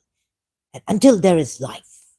You don't care about those that Shaitan is misleading, and Allah has given him respite to do that until there is life here, human life. You only care about what? Defending this satanic religion that wants the blood of people saying they are disbelievers even, and burns the heretics, or KILL them, creating mischief. So you're not doing evil, you're not doing evil. In this garb, Islamic garb, you are not doing evil, but we can see what you are doing here, right? That's what you are doing. This is a beautiful way to make you do evil. You don't want to save. Have you ever thought of Allah giving respite to Iblis to mislead all? And you think you are the mukhlisin? You are sadly mistaken. Even your chosen servants, Allah's chosen servants, what happens to them? Doing evil, God knows what. And Yusuf needed the mercy of Allah.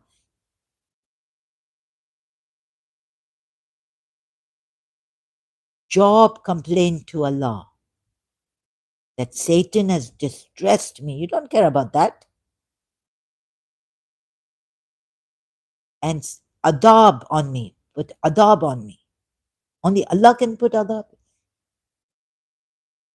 Job complained. So you are like Satan putting adab on people because they disbelieve in your religion, wanting to do that. You don't really care at all. You love mischief in the name of Allah and putting adab on people. In the name of, I'm a believer, I have to do this. Allah, in the name of Allah and Prophet Muhammad. What a sick, psycho, satanic person you are. And that's what Allah's fault, right? Not your fault.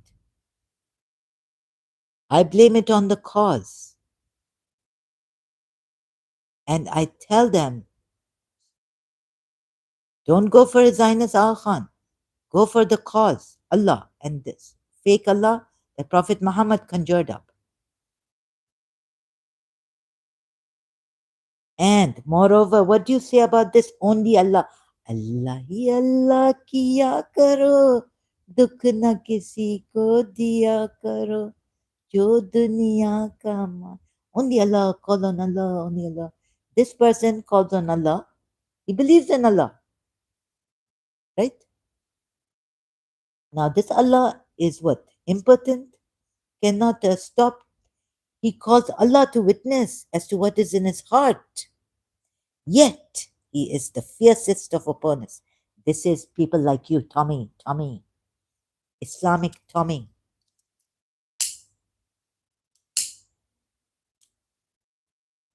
Now, what is this? You're not able to see because you see, I know what you want. I know what you desire, and you're blinded with your intoxication, your desire, your hawa.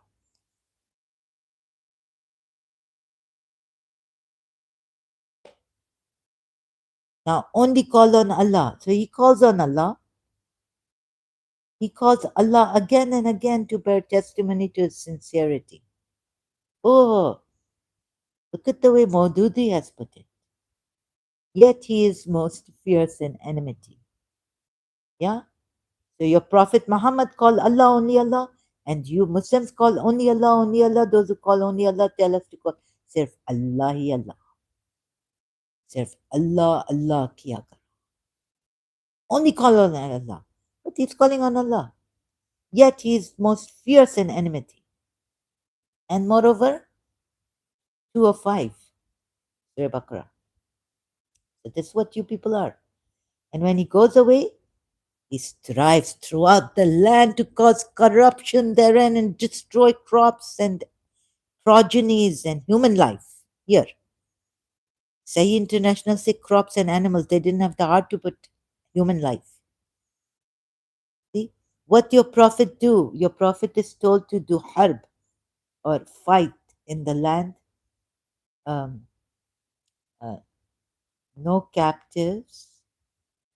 Do not take captives until the messenger has fought on land.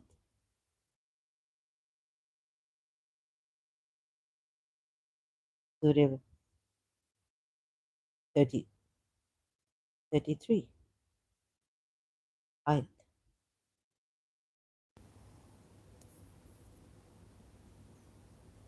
No, sorry. Surah Al Imran. I can't. Surah Ayat. Sorry, I was wrong. Surah Anfal 67 ayat. So you see now, in the name of Allah, protecting his religion, you are like a prophet. It's not for a prophet, sorry, not messenger of Allah. It's not for a prophet that he should be there, but same thing for Prophet Muhammad. He's also a messenger of Allah.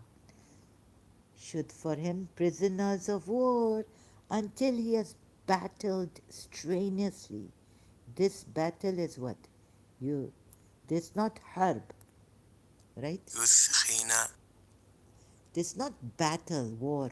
This what? War is harb, battle is what? I don't know. Anyways, but maybe they haven't given him a war, a battle. And he goes strenuously in the land, right? Fighting, massacre in the land. He inflicts a massacre. Sahih International, Maududi sufficiently suppressed the enemies in the land. Oh, and does it say enemies? You have jumped to assumptions. Allah has. No, Allah doesn't say here prisoners of war until He has you. Yufkhina. Yufkhina is what? In the land. Massacre, battle strenuously, or sufficiently suppress the enemies. Sufficiently suppressed. Thoroughly subdued the land. Signs of this person, right? He calls on Allah. He shows you he's sincere. Calling Allah only. Dua doing to Allah. Calling Allah to witness. Adun. Oh my God. And do you want to believe in Him? And He calls to witness Allah. He calls you should to witness Allah. Right? He, you should do. Calls or he witness. He calls to witness. They say call. I don't know what this is. A dua. Nida. There's no nida dua. Do. Iddu. Sure. But shahid. Where did the word shahid go there? You should. So that's missing something. Anyways, he makes Allah witness as to what is in his heart, yet he is the fiercest of opponents, safely saying it. He makes Allah witness to what is in his heart. But all the translators saying what? Yusuf Ali also saying he calls Allah to witness about what is in his heart, yet he is the most contentious of enemies. Now, what do we do with such Muslims who don't see that the Prophet is this man? And when he turns away, he strives in the earth, the sa with evil. He strives, this jihad. He turns away. Sa isn't evil. I've seen in other ayats, maybe the scene of in the earth to spread corruption. This, He's given it to you freely to do corruption. Believers, this is what actually you are doing. The ones who are doing corruption, the ones who don't know about the true Islam. They haven't worked the Quran ayats out properly, correctly, haven't done their research honestly.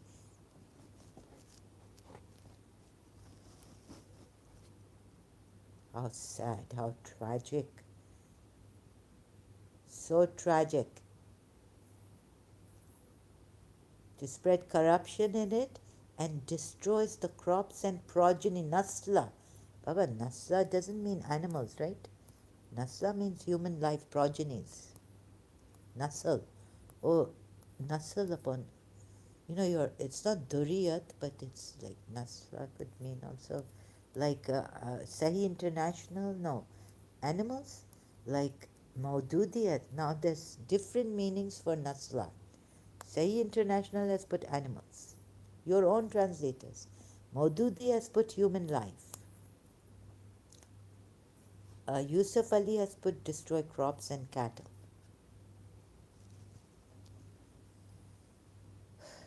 But Allah loveth not mischief, meaning it's just a word.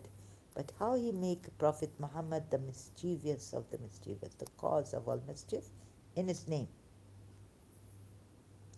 So how now you went on and you keep going on.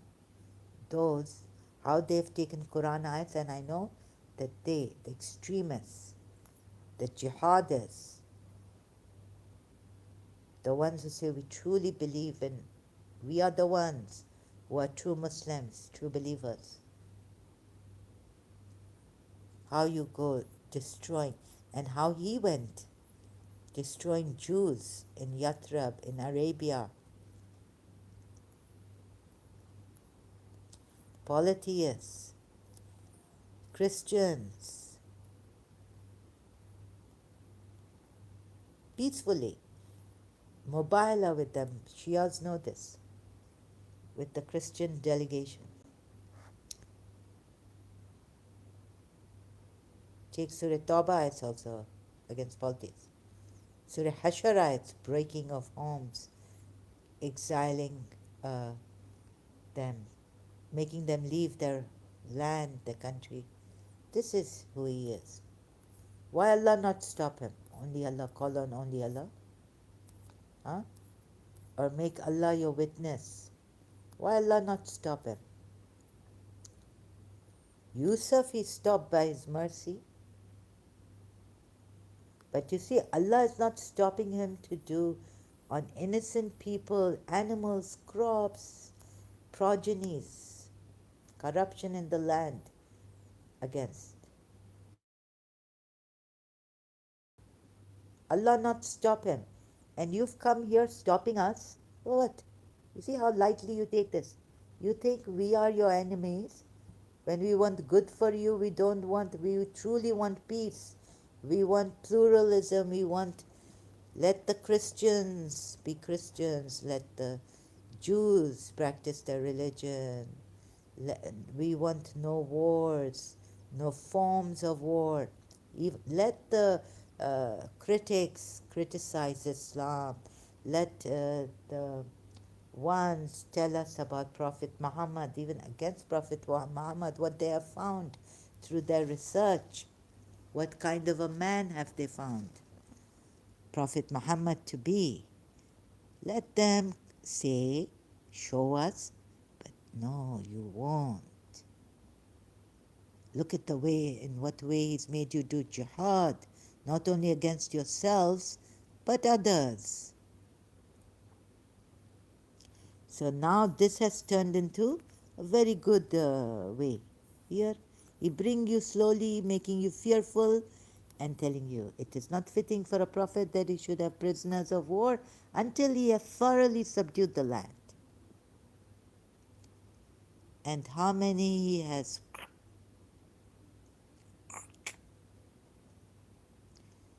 What a beautiful way.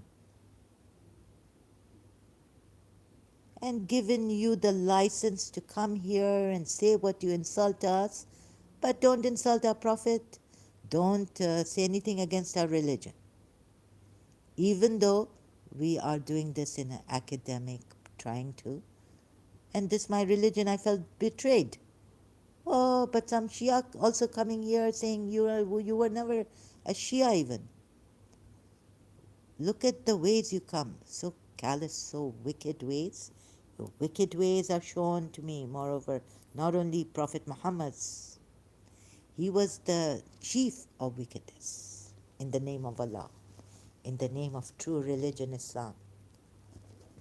And you are his followers.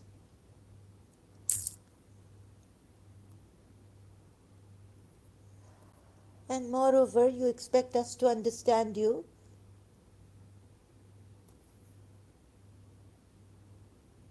But those oppressed souls, angels take, Islam doesn't allow oppression. Allah tells you to, if you don't help yourselves, you will be going to hell. If you take this oppression, from others on land, you will go to hell.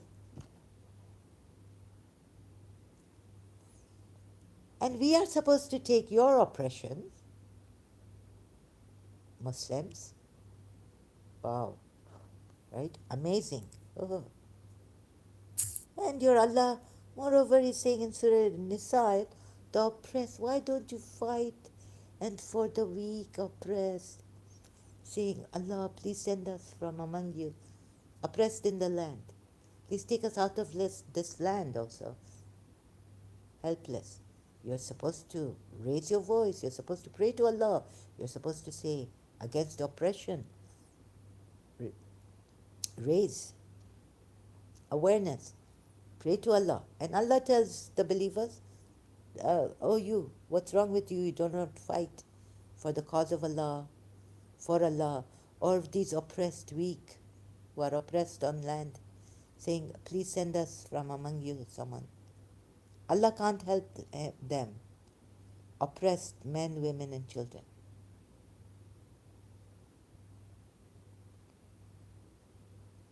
Moreover, He tells you not to call on anyone but Him. And then He's telling you to fight for them, help them.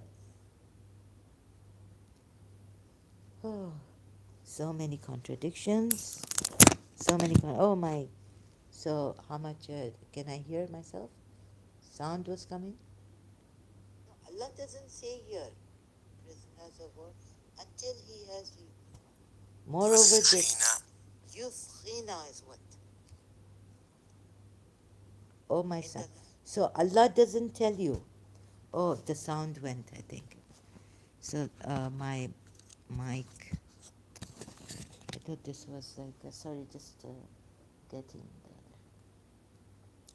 You see, here, there, Allah doesn't stop him. Surah Nisa, Allah tells you when those oppressed men, women, and children are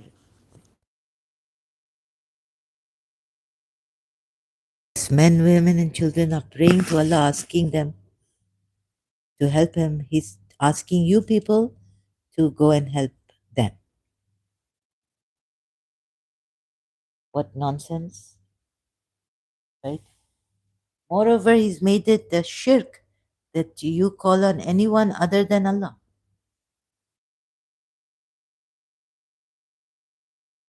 And He's asking you when they are calling on Allah. Allah is impotent, He can't help. He can't stop this man. And see how then He has used him, the Prophet. So he fits this Surah Baqarah ayat 204 and 205. How? Try to show you from Surah Anfal ayats and all.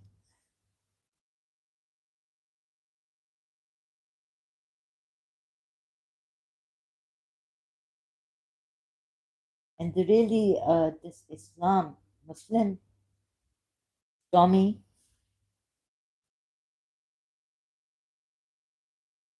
you are shaitan, right? Unstoppable. So, humanity, we will suffer until there is a Muslim like Tommy. And the in Pahalgam, what happened? That I have no words for, right?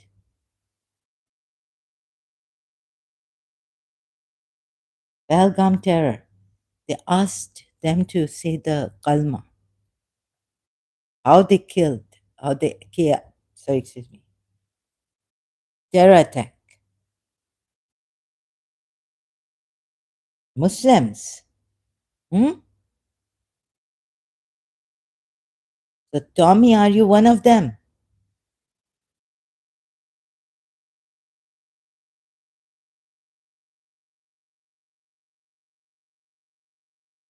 This what your Allah has taught you. And you Muslims who say peace and no, Islam is about peace. Come out of your fake Islam.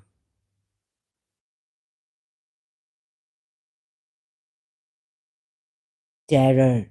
This is a terrorizing religion, fear and all this, terrorizing Allah. This is a terror religion, terrorist religion. Surah Hashar Ayat 2.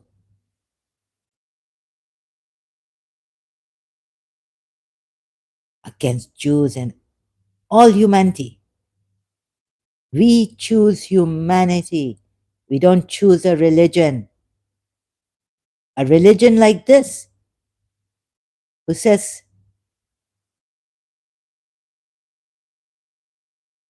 to save this religion, you can fight. But those oppressed, and then Allah is saying, why were you oppressed? Angels are saying, you will go to hell.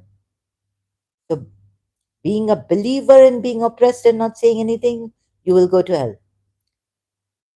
Being a being oppressed, Allah allowing the oppression happening and not helping you, saying, do not call on anyone but me. And then Allah is telling you, why do you not fight? Surah Nisa, I can't. Surah Nisa 47 or which one? Before we obliterate faces, uh, Allah is not able to even help the oppressed Himself, telling you to call on Him alone, not calling on other than Him or with Him. Someone is shirk, unforgivable, polytheism.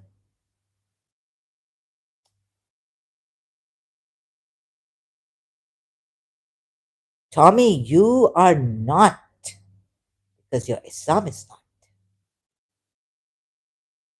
It's found a way to spill blood.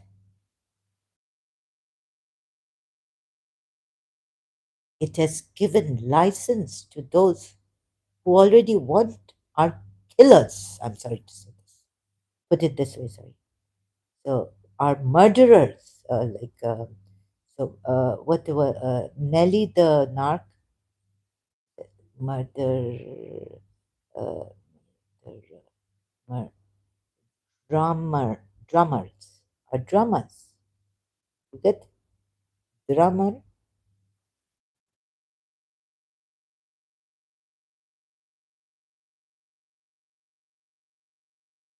drummers.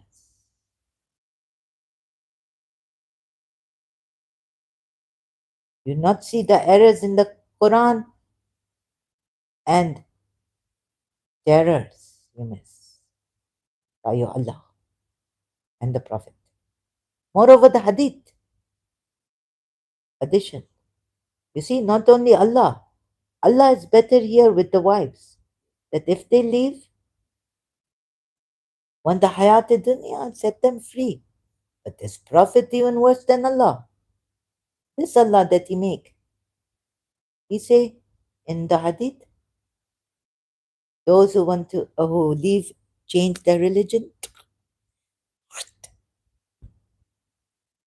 Drummer, Kill, them.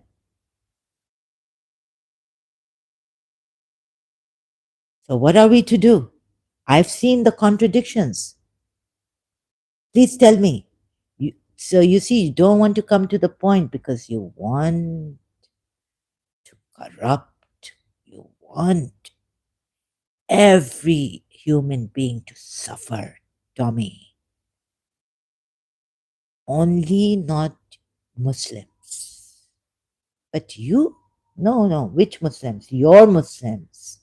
Your school of thought or your way of Islam. There are many ways of Islam. That's why we have. And Prophet Muhammad has said himself, 73, only one will go. How do you know you are the one who will go to heaven? The rest will go, his followers will go to hell. You're not fighting them. Think of those. The Sunnis have and said, Shias give our religion, they've distorted. We're going to, or this, not, we hate them, with this, that, whatnot, right?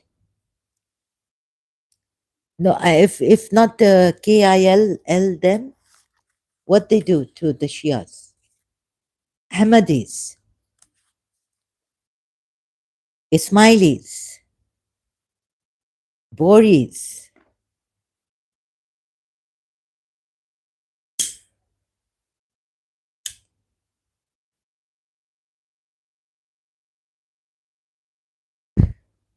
So this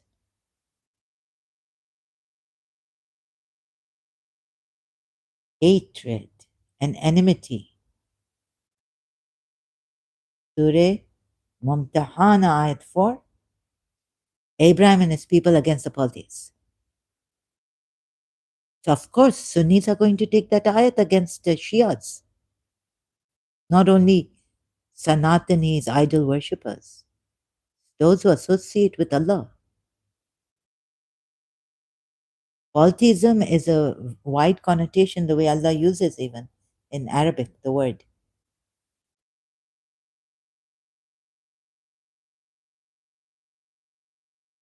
So there's many things in this religion is so terrorizing, right? Totally against humanity, increasing humanity's sufferance, pain, and all. Okay, so please see this that some Muslim, like Tommy, like Prophet Muhammad, not want you to see this the way it should be seen, and what harm you have done, what great injustice, cruelty by taking lives of apostates on blasphemy also,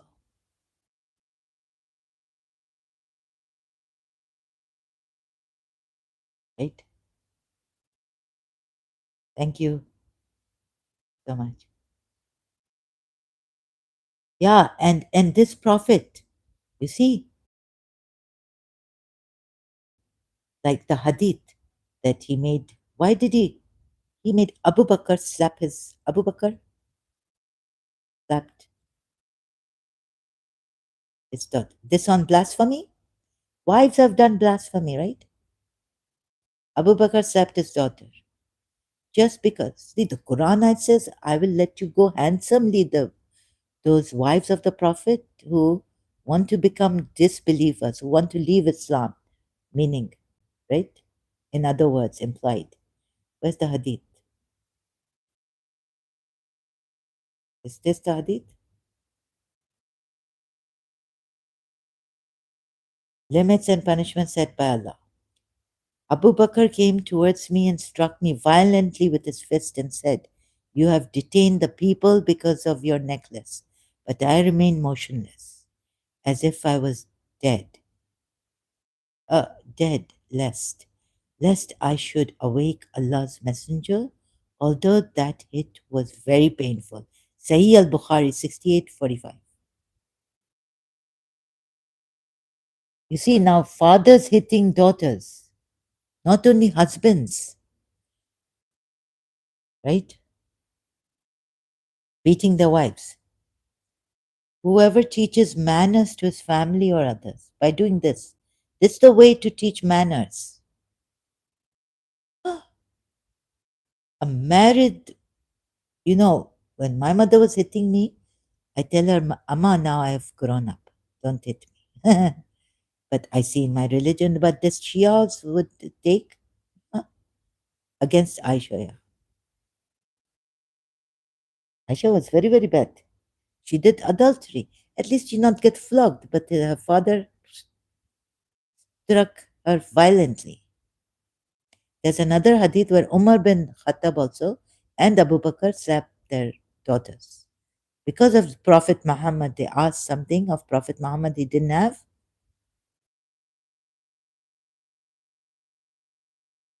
Please see international humanity, NGOs, human rights activists. What kind of a religion is this? Narrated Aisha. What grade is this? I don't know.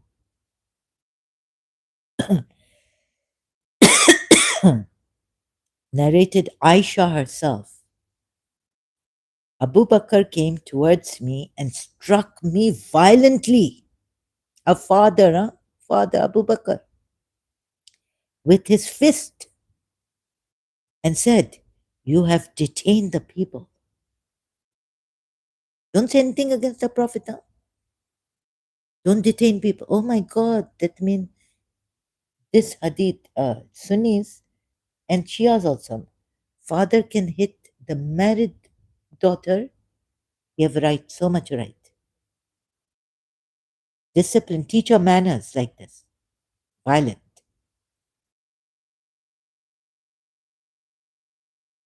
Oh, so where am I? Tommy, Tommy, are your daughter? Even I not your daughter if I detain some people because of your necklace, but I remain motionless, as if I was dead, lest I should awake Allah's messenger. She didn't want to wake Allah's messenger, but her father violently with a fist struck her. Never didn't even say oof, ah, like that. So that the messenger she would not disturb his sleep. Although that hit was very painful. So go ahead, come, hit us, burn us, tear us apart. You beasts, this how manners, teaching manners, morals. My goodness. This is what Islam is about. Violence, violence, violence in every way. Thank you so much. I leave you with this, sorry.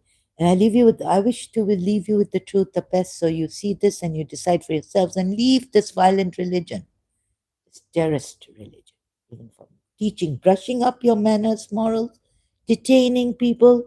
Because father hits Ummul Mu'mineen, he can. I mean, this is really something. Sahaba of Prophet Muhammad, wife of Prophet Muhammad, for detaining people because of your necklace. My God. This, they say, limits and punishments set by Allah. Hudud. Yeah. Whoever teaches manners to his family or others. Chapter 39. Sahih al-Bukhari. Hadith 6845. What a terrible. I'm going. This too much. Thank you. I was searching for this other hadith. I've lost now. My strength. I'm traumatized. They're more than usual. I've been in trauma. Sorry. I have to leave. Sorry to keep you here, and thank you, but so much for taking your time and for your attention, giving your attention and time, and those who persevered with me here for how many hours patiently? 2 hours. Those who helped me here, I'm much grateful to you. I wish you the best and more, but the very, very best in life. And